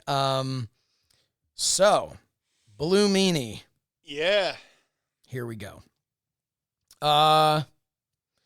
This comes from _Broadzilla. Were there ever any other colors you were contemplating running with, or has it always been blue? You made a great choice, by the way. We've talked about that before, I think, but blue's kind of been your color before you were the Blue Meanie. Yeah, dude, I was going through a box of photos, and I found some photos of me, working when I was training at Al Snow's and just trying different gear. And there's a moment where I was going with like red. I had like red knee tights with the the singlet over top, and it just wasn't red. Really didn't work for me. So I was like, And the funny thing is, before I was going to be the Blue Meanie and dye my hair blue, I had been contemplating dyeing my hair blue because I had a million different hairstyles anyway. Like I was bald, I had a mohawk, I had this or that. And Dennis Rodman, was doing the thing with the funny hair colors and stuff like that in the NBA. So I was like, man, maybe I should dye my hair blue because blue has been my color. I bleed Eagles green, but blue has been my color. And I was contemplating doing blue. So when Raven pitched it to me, I was like, hey, there it is. That's the vote of confidence on the blue because I was definitely thinking about doing that. I just was unaware of the how-tos because I had never dyed my hair before, stuff like that. So I was looking into it and eventually, started figuring out how to dye my hair. So yeah, blue's always been my main color, other than my natural blonde hair, now gray, which everybody likes to remind me of. So yeah. Fun fact about that. Yeah. I got comments from multiple people. I aired So Says Shernoff last night as we recorded this past Thursday on Fight TV. And there are a couple tweets out there, a couple comments of, looks like So Says Shernoff has a little more gray this month. And different comments about the temples. I even got a text from my mom. I was like, love the gray temples. And I'm like, all right. So, you know what's happening? What? Every time I insult your age, I get another gray hair. It's like that movie Thinner. You know? Yeah, right. Well, Thinner. I'm definitely not getting thinner. Grayer. Yeah. So yeah, I was like, okay, guys. That's like I had a friend who. Welcome to the club of being annoyed. Yeah, I mean, I had a friend who every time I would see him, or like for the last year, I mean, I guess prior to like March, but anytime I'd see him, he's like, "Oh man, I love what you're doing with your hair with like the gray." And I'd just be like, I'm not doing anything but aging. Like this isn't. I'm just breathing. I'm not making a statement here, other than, you know, I guess my statement now is 2020 is fucking exhausting. Yes. And James Sorensen's wearing an American Eagle hat. So that counts. Go Eagles. Good. There you go. We'll accept it. Oh, and he burnt his hand on a gas-powered air compressor. All right. Well, be careful. Okay. That's why his hand was wrapped in the picture. Gotcha. Okay. Next question. Yes. We got a couple questions actually here. Please. Andy Slichter says gray hair is better than no hair. That is true. Meanie has a gorgeous head of hair. I inherited my mom's great hair and ugly feet. Nice. No, not ugly feet, but oh my God. It's like, ugh. Mark in Dryden at Mark Matsuo has two questions here, which I thought were nice. Name any current women's wrestlers that would have fit if ECW had a women's division, and if possible, specific roles, as in monster and cowardly heel, super babyface, etc. I thought that was really interesting because obviously there were women, but this was at a time. It's so funny what ECW did for, you know, moving things forward with bringing like Lucha Libre into the United States, having the the cruiserweights and stuff. And then of course bringing in like hardcore wrestling and all that. Yeah. They were at a time where like there wasn't really like women's wrestling in ECW. Right. And I feel like if ECW was going on today, I feel like they would have been one of like the pioneers over the last like maybe 5 years ago. ECW would have been doing it first, having, you know, badass women's wrestling, you know, that, but Well, shit, we were, I don't want to say the first promotion to ever do it, but we had intergender wrestling between, we had Beulah versus Fonzie. right. And then It was a Jazz catch came catch along. can classic. Yeah, and Jazz came along, and she was Jazz tried out for ECW, and she was having great matches with fucking Jason Knight. And that's the thing. You had women in there, you know, Miss Congeniality was there, you know, Lita. Yeah, So there were very talented between Jazz and Lita and people like that, you know, very talented women wrestlers, but there wasn't a women's division. right. And so I guess the question is more like who from today, what women from today, maybe if we just had to pick like three, do Off the you top of think my head, Natty Neidhart, Mhm. Thunder Rosa, because she's a badass. She does the MMA too. You know, she could have been like a female Taz. Yeah. She could have been like part of Team Taz. She could have done the women's division of, you know, Team Taz or whatever. So definitely Natty Neidhart, Thunder Rosa. Who else from today? 'Cause there's so much. There's so much good talent out there. I'm also being very indecisive. Well, not counting like we won't count like indie promotions just because I mean there's such a well of talent out in the indies. So just going from like the people who maybe are household names. I wish now. Awesome Kong was still wrestling. She would have been awesome in ECW. She I would mean, have does been- she count? yeah. I mean, Yeah, why not? I would have said Awesome Kong. You know, I know she kind of retired and got into acting and stuff, but Yeah, but she was back in AEW for like a cup of coffee. I don't know what happened there. I don't know if she got injured. Maybe. Yeah. Well, yeah. She was in AEW, so she counts. Awesome Kong. I could have seen, you know, Awesome Kong fucking battling the dudes. You know, her. Yeah. Yeah, a definitely. great question. Those three are right off the top of my head. This was one that I saw. This is also from Mark Matsuo. What did Meanie think of the Hart Foundation U.S.-Canada feud? Being Canadian, I loved it. And this is my personal favorite time in wrestling was this time period.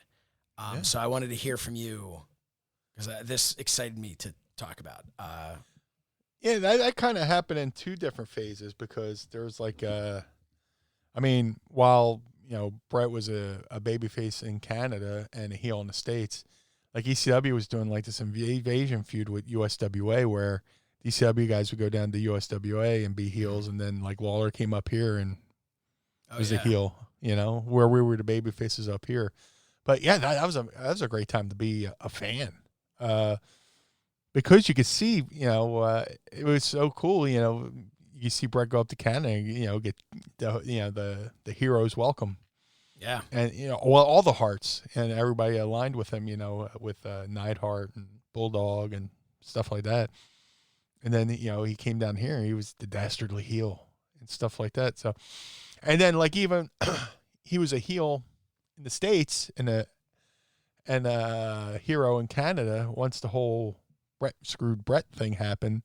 Right. He was accepted as a babyface in the States from there on out. Yeah. He was no longer a heel. So that was kind of like a double switch there. Kind of like when they did the double switch with Austin and Brett at WrestleMania 14.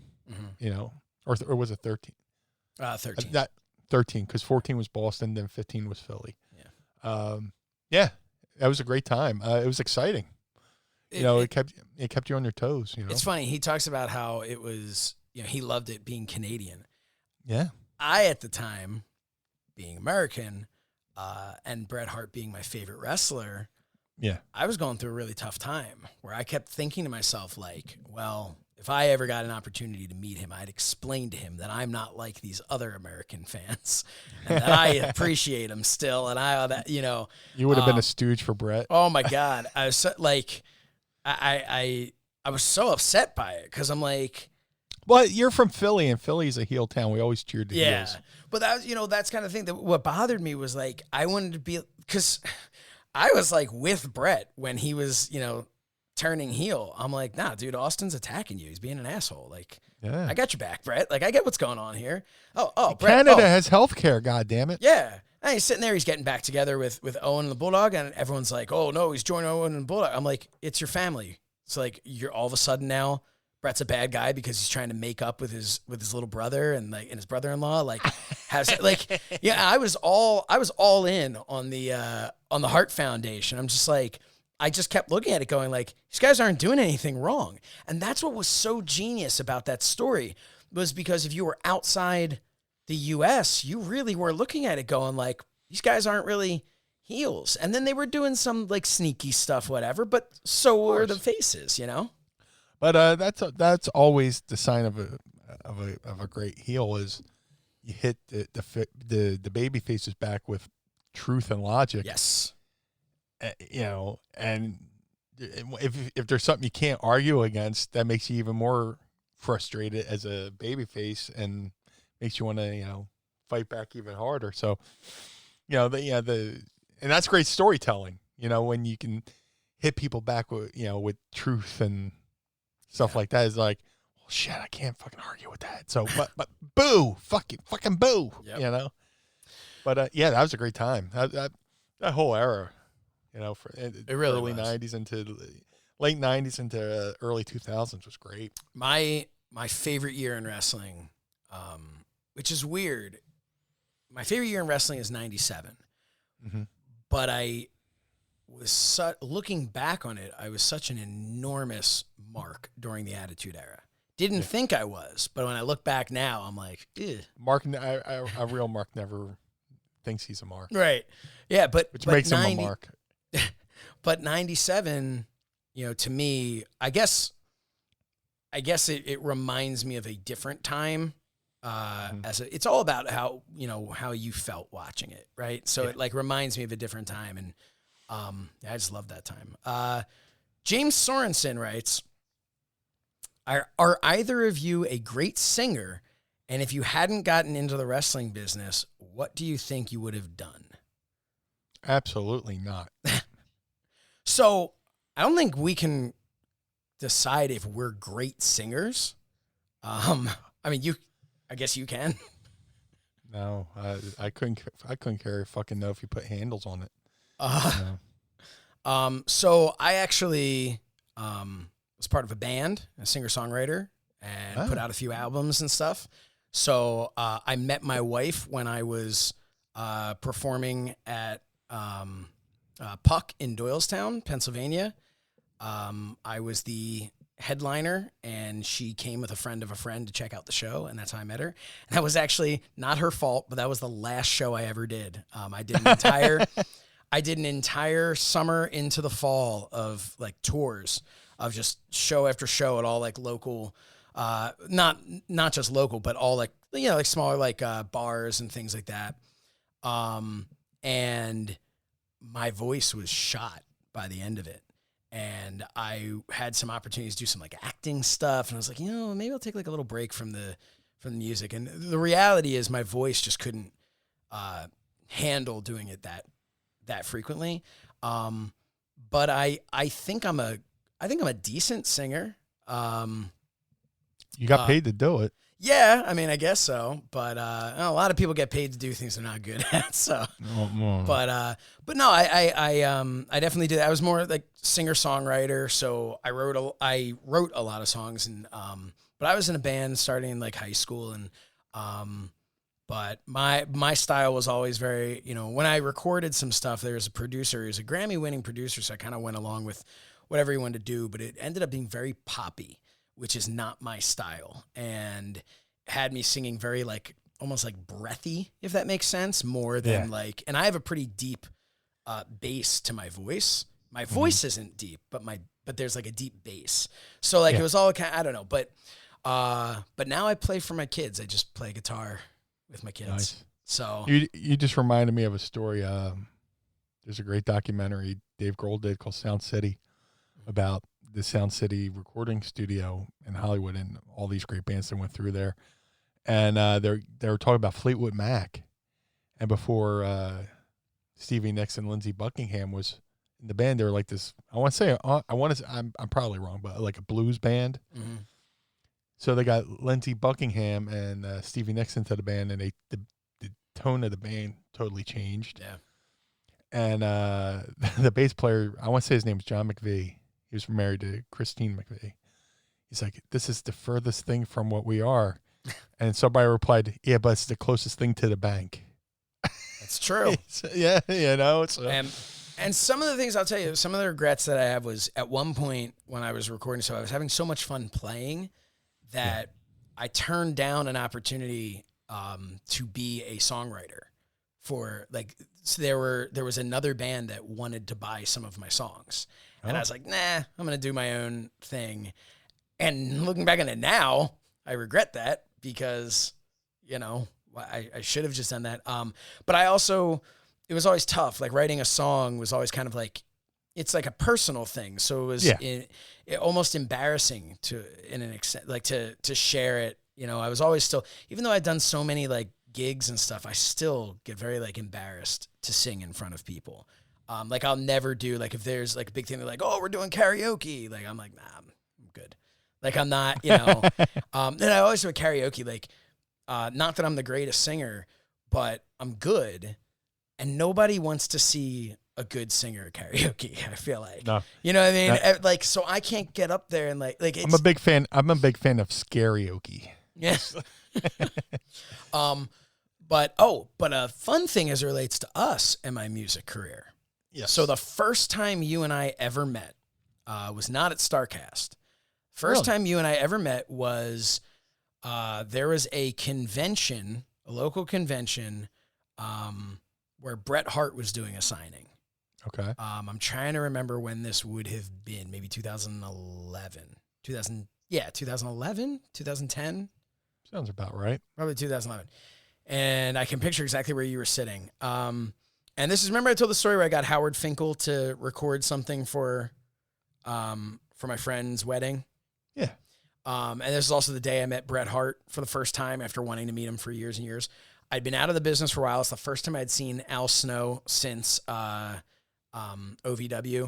And so it was like really cool, like to go. I hadn't been to any conventions, really done anything in wrestling.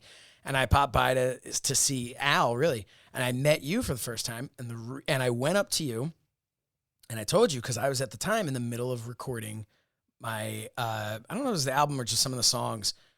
And my guitarist was Kevin Hugg.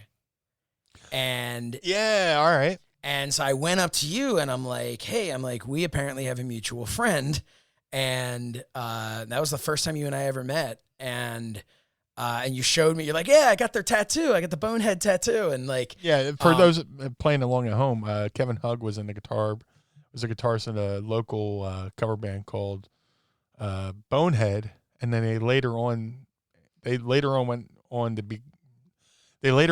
to get signed, and they were called Familiar 48, and they actually had a hit, and then whoever, just like wrestling, whoever signed them got fired by the label, so they got shit canned. But no, Kevin Hugg's a good dude. Kevin's a great guy, and he took, like, he is such an amazing guitar player.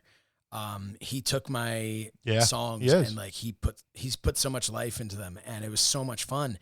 And at one point it came up, and we were there like all night long. Sometimes we'd be there, for about a year. We worked on this stuff, and somewhere along the line something came up about wrestling, and he's like, I got a buddy who he come to the shows and stuff. I don't know if you've ever heard of him, the Blue Meanie. And I was like, dude, of course I've heard of him. Oh, that's awesome. So then when I finally had the opportunity to meet you, it was while I was currently doing stuff with Kevin. And so that was, there's a musical connection. That's awesome. I used to go see Bonehead all the time. And then I used to go see Bonehead all the time with Sign Guy Dudley, Lou D'Angeli. And then eventually we brought out Devon a couple times, and they would like play songs, and like me, Devon, and Lou Sign Guy would get up and sing up. Like if they did the Beastie Boys "Fight for Your Right to Party," we would get up on the stage and do the backup vocals for that. There's footage awesome. Of it somewhere. Oh man, that's amazing. Yeah. I only played. He was just in the studio with me. Mm-hmm. He and I went out, just the two of us, one time and did. Remember where it was, but we did a show, and he was so damn good. Like, he he's really, amazing. Kevin's great amazing. Guy though. And he's got a son now that plays too, and his son's a spitting image of him. Yeah, his son is like, oh god, he's got to be. It's like he traced him in carbon paper. I think his son just graduated high school. He's one of the unlucky people to graduate last year during the pandemic. But he actually, so he lives, his son went to, I remember, oh God, back when we were doing this, his son was in elementary school and went to the same elementary school that I went to.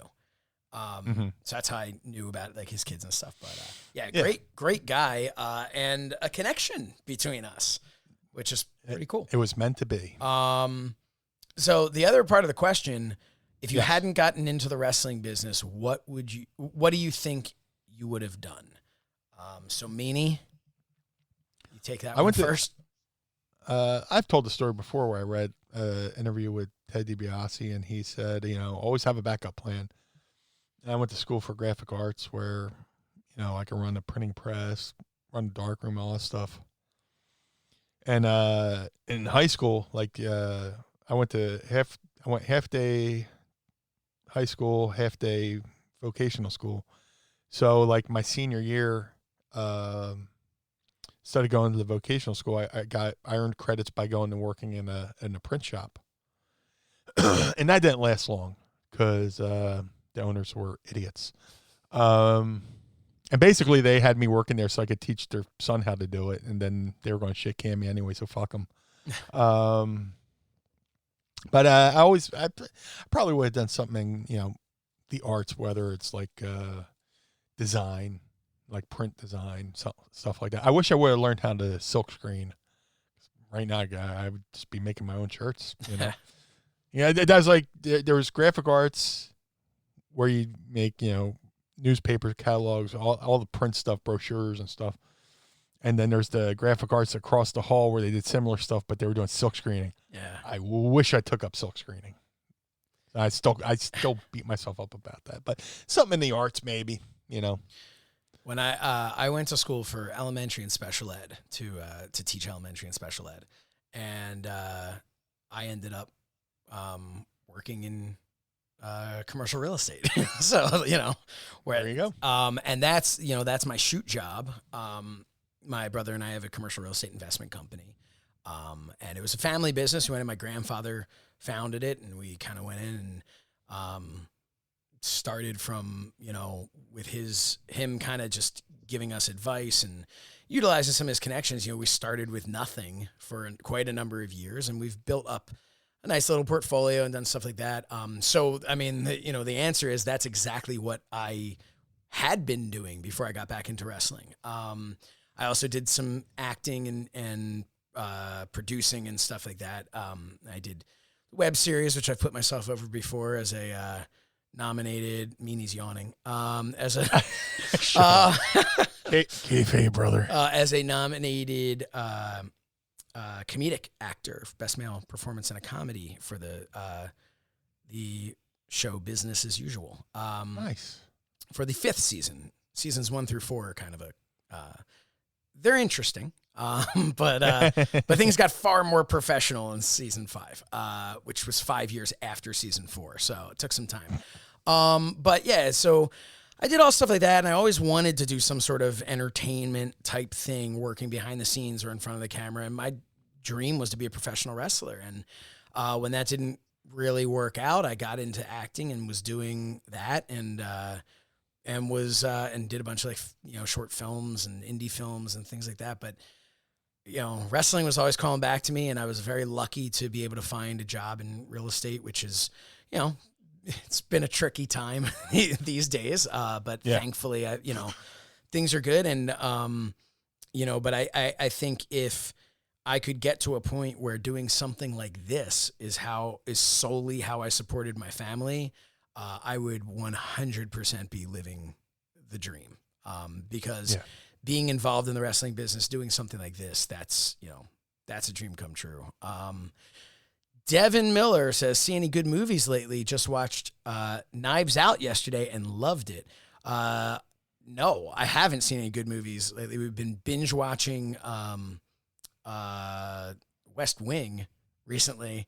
So my wife and I realized that we never, like, I have watched the whole thing before, but she, like, stopped like a season and a half before the end. So we got back into that because it's, you know, it's that time of year.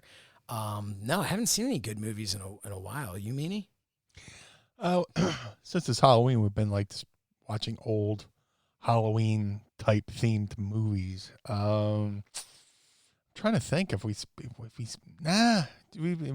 just been watching old school, like, scary / Halloween, like, movies, you know, horror movies, you know, since it's Halloween season, stuff to go along with that. So, no. So you've been watching Halloween movies, so no, you haven't seen any good movies? Or? Well, no, I haven't seen, well, I don't know if the question means new movies, but nothing new, just old movies. So. Nice. I can't remember the last, like, newer movie I've seen. I watch so much, like, documentary stuff too. So, James wrote Meanie Toons. I don't know if he's answering Devin. I don't know if Meanie Toons counts as a movie, but it's good. Definitely check it out if you haven't. And subscribe to YouTube. So, please. Yes, please subscribe to YouTube and tell everybody. Because we have about, 1,200 followers on the Twitter. Yeah. So, there's, we need to. This is funny. I was watching RJ's RJ City After Dark the other night. And, he has 60 or 70 people in the chat watching the video, but only like maybe 10 people like the video. He's like, what the fuck? There's 60 people in here. She should be like 60 likes, so. Yeah, right. But, yeah. But, yeah, I haven't seen, as far as movies, not a new movie. We watched, was it Maximum Overdrive, shit like that. But yeah, James also wanted to know if you're going to watch the new Mandalorian. I haven't seen the old one yet. Me neither. I know Sasha Banks is in the new one. Yeah. That's what I heard. Or saw. I saw in the preview. I haven't watched that. Have you watched Cobra Kai yet? I need to see season 2. I haven't seen season 1. Oh, we did talk about that. I mean, I've seen season 1. I haven't seen season 2. So good. Shows are starting to come back now, though, which is nice. Dude, I'm a total mark. I'm trying to brainstorm as far as movies, but I can't think of movies. But I'm such a mark for 80s type stuff. So I should be watching Cobra Kai right now. I've been watching Walking Dead. But I start watching. I actually like Fear the Walking Dead a little bit more. So it's funny you say that. So I'm all caught up on The Walking Dead. Had to wait 6 months to get the final episode of the season. But so I'm all caught up on that. Haven't started their new one. I'm not even going to bother. Yeah, I don't think that's going to last. It's a show around kids. And when it comes to Walking Dead, the thing that drives me nuts the most are the fucking kids. Yeah. Stay in the house, Carl. Carl. Fear. So Fear the Walking Dead. I remember in the very beginning, I tried it and I was like, "Oh, this is kind of neat," because you're seeing a little bit more of the start of it, right? Yeah. And then for whatever reason, I was like, "Nah, I'm not really feeling it." And then a year ago, I decided to get back into it and just kind of binge watch it. They kind of rebooted it. Yeah, it's so good though. It's so good. I like Fear the Walking Dead right now. I'm not caught up to. I don't even know where I am. I think I might be a season behind. Because season 6 just started.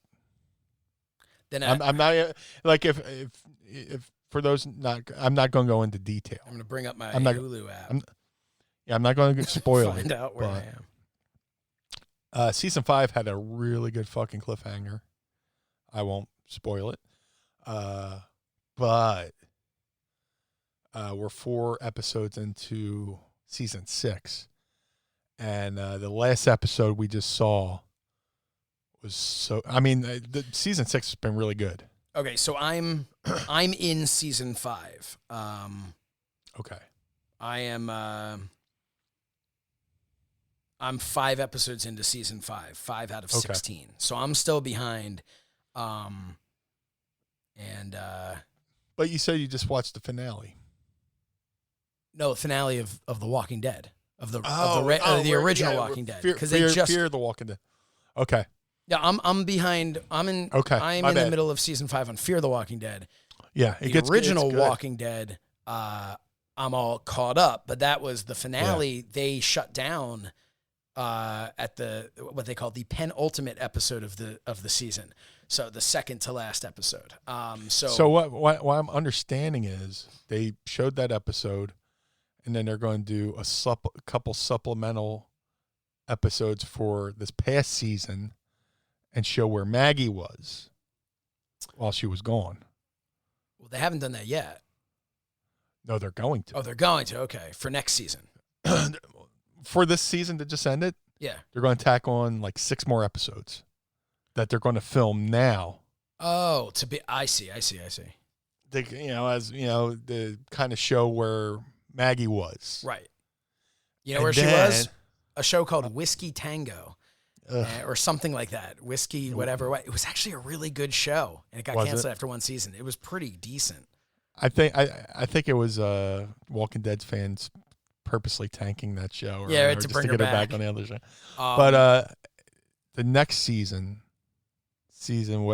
whatever word, it's 12 or 13.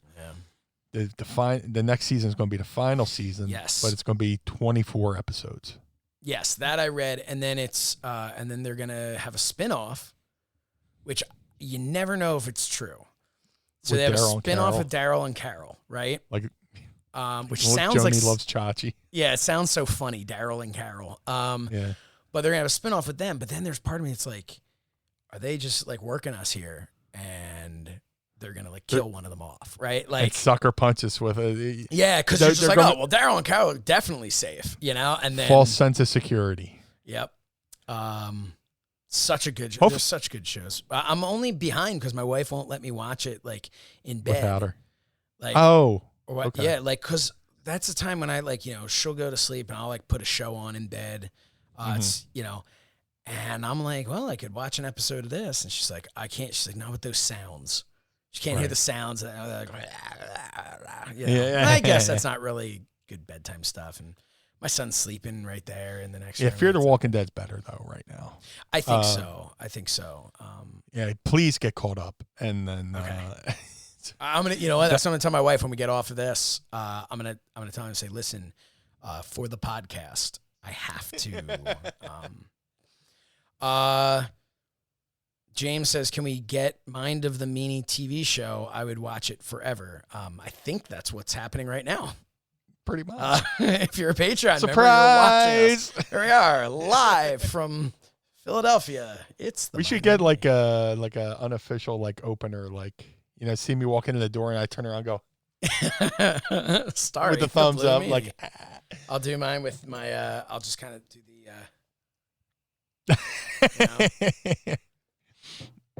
yeah, that was a visual thing for those of you. Mrs. Meanie juggling in the yard. Yeah. With special guest. Speaking of Mrs. Meanie, she's been killing it with her Halloween looks on Instagram. Oh, man, absolutely. Hey, let's talk a little bit about not only that, but I want to talk a little bit about her Etsy stuff, too. So let's jump like she's Mrs. Meanie been killing it on Etsy. So go over to Etsy.com and look for Pinned for the Win. She has Meanie Fun Packs. She has sticker packs and limited edition pin packs. And I think it's with all of them. Like if you buy a sticker or pin pack, you'll get a randomly signed photo of myself. And there's a rare photo where both me and Mrs. Meanie can sign it. So go over to Etsy.com and look for Pin for the Win. And you'll get all Mrs. Meanie's crafts. She's been killing it over there.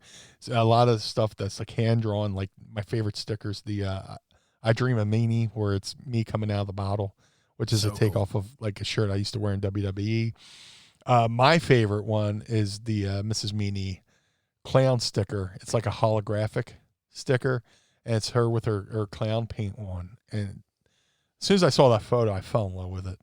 I mean, I love her to death, but that made me fall even more in love. So, and now she's been on Instagram at vomitus.maximus, and she's been doing a 31-day makeup look. And dude, she's been killing it over there. Halloween is Mrs. Meanie's Christmas or her road to WrestleMania. But yeah, she's been killing it over there. She did this one look. She like a mannequin, like a ventriloquist dummy, and it fucking freaked me the fuck out the way she did it. And then the other night she did a look of Cher, where she looked like fucking Cher. So she did. I'm trying to look it up to remember what she called it. The Full of Hearts. That's what she called it. It started as a queen, but I am forever more comfortable as a clown. I'll just show this to everybody on here.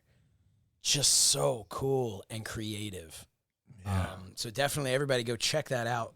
Vomitus.maximus. She made a cameo on our Zoom call the other night while she was doing Blueberry. She was Blueberry from the monster cereals, and she was like in different transitions of painting herself, and she would come over to do a run-in on the Zoom call, and she had like different versions of she was, and the cool thing is, like, I'll be sitting here on my couch watching something, and she's over in she has her own little office area, and where she does her makeup and stuff like that, and she'll walk over, and I'll forget that she's like painting her face, and I'll turn around and go, oh, it's you. Can I tell you the other one that was kind of crazy? The Rowena from Supernatural. Because I love Supernatural, although I haven't watched it since it's come back yet, because we're like letting it build up so we can, But I was looking at it, I was like, dude, I was like, you like look just like her. This is crazy, you know? Because I normally would not have been like, oh, they look similar. Like, you know, they just look like two completely different people. But with this, I was like, man, it's like, and I think that's like the personality that she's able to have in her face, you know? Really cool. Yeah. So definitely proud of Mrs. Meanie and everything that she's doing. So creative. Yeah, she is. She's going through what a lot of people went through back in April, where they couldn't go to WrestleMania. You know what I mean? Like it's that sounds kind of weird, but it's true. Like you know, needed an outlet. Her favorite time of year is taken away, and you know. But hey, everybody be safe and smart on Halloween. Please. I will be turning my lights out. No, we're finding out people are going to apparently be trick-or-treating still in our neighborhood.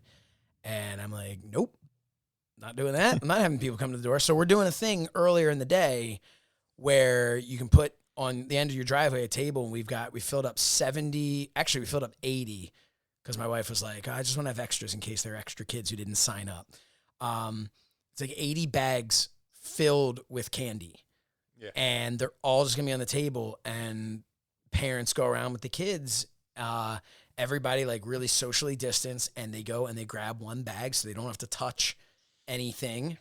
You know, we're not standing there handing it to them. It's just out on the driveway, and it's kind of an honor system thing. But yeah, so I'm like, you know what? We're going to do that, and then we're going to lock it down and eat the candy ourselves. And, you know. My mom used to do that. Yeah, we were like, we'd buy a big bowl of candy and we'd come back and they're still, I was like, Mom, did you just like save this for yourself?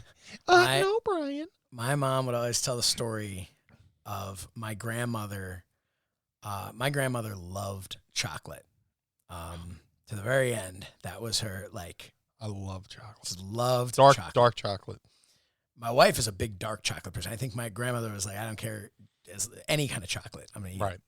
But my mom says that when they were kids, they'd trick or treat and they would hang their candy on the doorknob.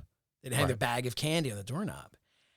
And like every day, that bag was like getting like a little bit lighter than it should have. and my grandmother apparently would just go around and just grab little bits at night. Like, oh, I'm walking past the room. Wow, I'll just grab a little bit of candy out of the bag. So just a little nip. Yeah, so when I'll be thinking of my grandma when I'm stealing my kids' candy this year. I'll be thinking of my friend Jeremy, who gives out candy covered onions for Halloween. instead of apples, he gets the. Oh, it's horrible. That's amazing, though. He's like, it's fun to watch them break through to the onion part, and they're just like, it's trick or treat. Yeah, everyone forgets about that trick. Although I will say tonight is mischief night. As we record this. So when I was a kid, man, I used to like sleep with a baseball bat on mischief night, because I'd be like, if someone eggs my house, I don't know, what was I going to do? Go out and break their kneecaps? Like, I don't know. But I would like keep my baseball bat with me, because I was always like really like protective of it. But I'm going to tell you this, like, I don't. Well, if you're from South Philly, you automatically have a baseball bat behind the door of your house. Yeah. But like I have a Singapore cane, but that's I don't know. I would rather, like, if it was like mischief night, like, honestly, I'd rather just ring the doorbell and punch me in the face than egg my house, you know? Or that's the cool thing about where I live is like it's all row homes, so you can't really toilet paper a whole block. I know. Especially, first of all, don't toilet paper. A couple months ago, we're all fighting each other for toilet paper, and now I better not see any toilet paper being thrown in trees. Right. That's so funny. Yeah. I never partook in any mischief night. Me neither. I had a neighbor invite me once. He's like, hey, we're going to go egg some houses. You want to come? I was like, not at all. Like, no. I just never, like, I was the kid, I would get in trouble for talking during class and things, but I wasn't a bad kid. And like, I don't know, like for me, like I have a bunch of friends who would do like, you know, they would do stuff like that. I wasn't friends with them at the time, but I'm friends with them now. And they're like, yeah, when I was a kid, I was doing whatever. To me, I was always like, I don't know, maybe I overthought it. Maybe I should have been more of a destructive kid. But I was always like, why? Like, why am I egging their house? They didn't do anything to me. That seems cruel, you know? And like, I think the most mischievous everything that thing I ever did was like throw a water balloon at somebody or something like Yeah, that. that's not. I've always felt like something that's a water balloon. What is he gonna do? They get wet and that's it, and then they dry, and then everyone's fine. You know, like don't. The most athletic thing I've ever done was throw me and my buddies through water balloons at a car. We just like hurdled the fence to get away. Guys chasing us down.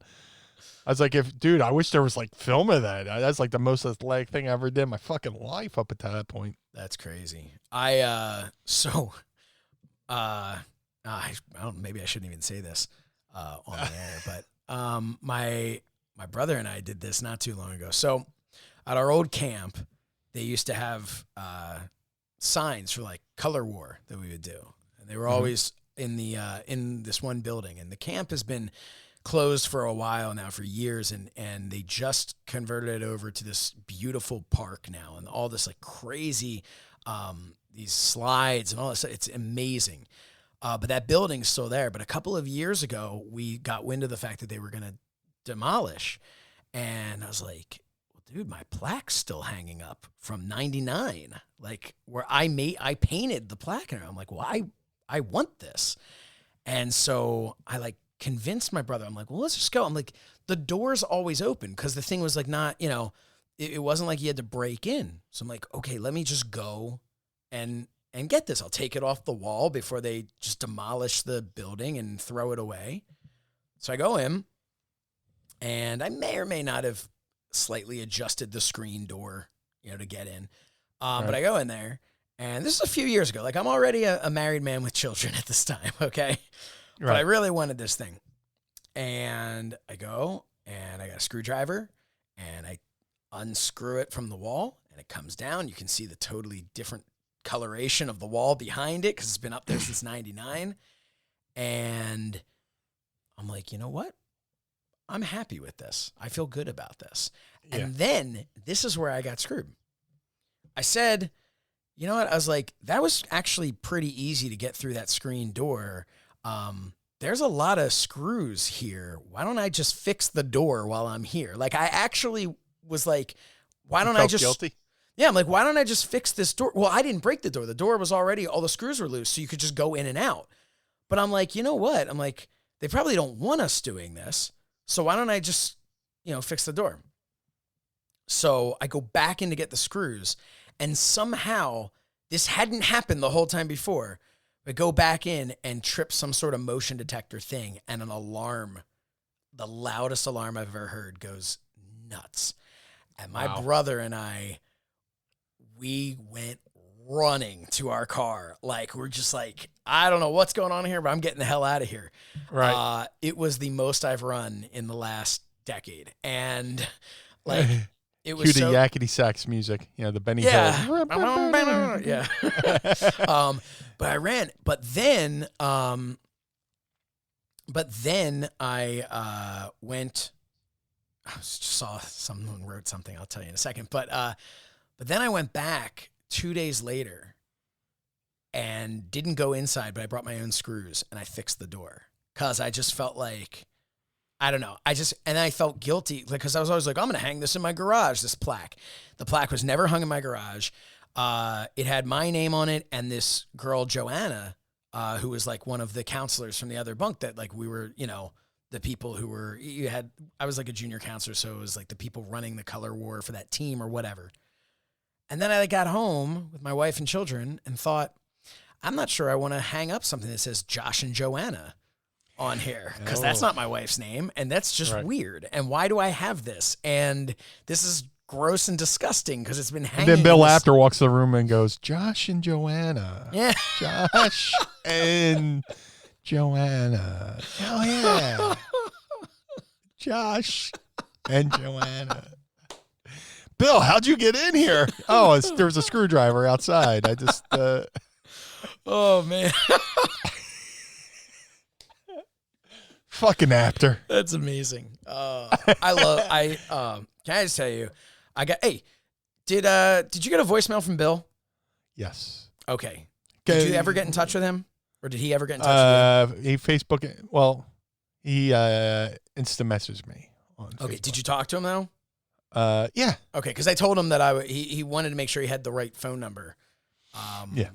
And I was like, all right, I'll let Meanie know. I didn't tell him I'd do it live on the air, but I told him I'd let him know. But Bill just had a big birthday, and Meanie and I were able to wish him a happy birthday. And it's an awesome thing his kids put together. And I got such a nice call from Bill. It meant so much to him to have all these people wish him a happy birthday. So, happy belated to Bill. Happy birthday, Bill. And Ronald Gray writes, every time Josh talks about going to summer camp, I picture him as a character in the movie Meatballs. Meatballs. Yeah, not exactly, but Meatballs won. The rest of them sucked. Yeah. But, well, not sucked, but the first one was the best one. Yeah. No, like, I agree. Meatballs 4 had like a fucking alien in it. I never even saw Meatballs 4 or 3. I never saw Meatballs 3 either. Yeah. I think Meatballs 2 turned me off to the Meatballs franchise. Yeah. Man. What's that with John Larroquette or something like that? I don't know. From Night Court. Yeah. That's a show we gotta watch. We gotta watch Night Court. Yeah, Night Court was I told you before there was like a Night Court reunion on 30 Rock. You did tell me Yeah, that. you gotta check that out. The other night. Oh my God. Speaking of Meatballs, which is about summer camp. You're talking about summer camp. One of our favorite movies, Wet Hot American Summer. Yeah. Have you ever seen that? I have. Yeah, you told me you were gonna watch. We watched the live script reading. How was they it? did on. It was like a Zoom call thing. It was amazing. Oh man. Yeah, I hooked my laptop up to the TV and we watched it on the big screen. It was pretty cool. They had a couple little run-ins there and That's stuff awesome. like that. And they had live music, which was kind of fun. A live soundtrack, That's But really cool. Wet Hot American Summer and the subsequent show they had on Netflix, which was supposed to be a couple days. The prequel that was like 20 years later, and everyone's so much older. And they're playing teenagers, Yeah, which and is there's amazing. Yeah, but they did a couple scenes from that as well. That's and great. it was amazing. It was amazing. Very cool. Well, I guess that's it for Ask Meanie. This flew by. Yeah, well, that's because it's only been like 2.5 hours instead of the regular 4. Yeah. So I guess True. we cut your show in half. Hey, I just want to thank everybody so much for joining us on a Friday on Patreon. And I want to thank everyone joining us whenever you're listening to this. We really appreciate it. 32 episodes in, and we are not stopping. How can you stop? We're just getting started. We now have action figures. Yeah. So, yes, and we can finally talk about it. And there, I put them back up on the screen again because I love them, and I love staring at them. And I love that they got my height right to be the same height, if not slightly taller than the Blue Meanie. And no, it's just the way it looks in the picture. But I am so excited about these. I cannot wait to get these in hand. Dude, so excited for this. I'm not going to go into another 45 minutes talking about it, but dude, it's like, we started this podcast and then we did a fucking cartoon, which we're like, oh man, we got a fucking cartoon, which is awesome. Now we got action figures. Yep. Go figure. So cool. Yeah. Well, thank you everybody who tuned in. I got to tell you, I can't believe we had more people watching us on a Friday than we do on a Saturday sometimes. So, great. 'Cause we'll probably do this more on Fridays. Yeah, thank you everyone who tuned in, to listen to the podcast. Man, this was a fun show today. It's a great show. Yeah. A lot to talk about. And like I said, it just flew by. I just looked down at my timer on the Roadcaster. Yeah. Plug. But Yeah. Yeah.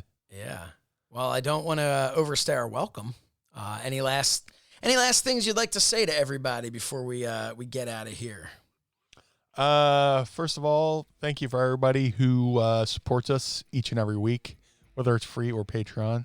You all matter to us. Thank you for everybody who supports us at ProWrestlingTees.com/BlueMeanie/Shernoff/MindOfTheMeanie. That means a lot, especially in times like this. Thank you for the love and support from Tracy Smothers. May you rest in peace. You were one of the best things to ever happen to my life and career. So long live Tracy Smothers. Rest in peace. You can follow us on social media at Mind of the Meanie. And while you're at it, why don't you follow us as individuals? He is at Blue Meanie BWO. I'm at So Says Shernoff. Again, prowrestlingtees.com/Mind of the Meanie /Blue Meanie /So Says Shernoff. And slash your prices by becoming a Patreon member. And you can get 20% off all of our stuff over there at Pro Wrestling Tees, as well as exclusive Patreon merchandise. So go to patreon.com/Mind of the Meanie. Check out Homage. Retromania, go pre-order. Go pre-order right now our action figures. That's amazing. And, Cameo. Where can they get you on Cameo? Cameo.com/Blue Meanie BWO. I just did a couple videos this morning, so get in there and I'll knock them out and get them right back to you. So go to Cameo.com/Blue Meanie BWO, and I will I did a little Q&A, I did a little birthday wish, so check me out. And of course, Pinned for the Win on Etsy, and collarandelbowbrand.com, promo code Meanie. Why not? Join us again next Monday for another trip into the mind of the Meanie. Blue World Order. The world of MLW radio never stops.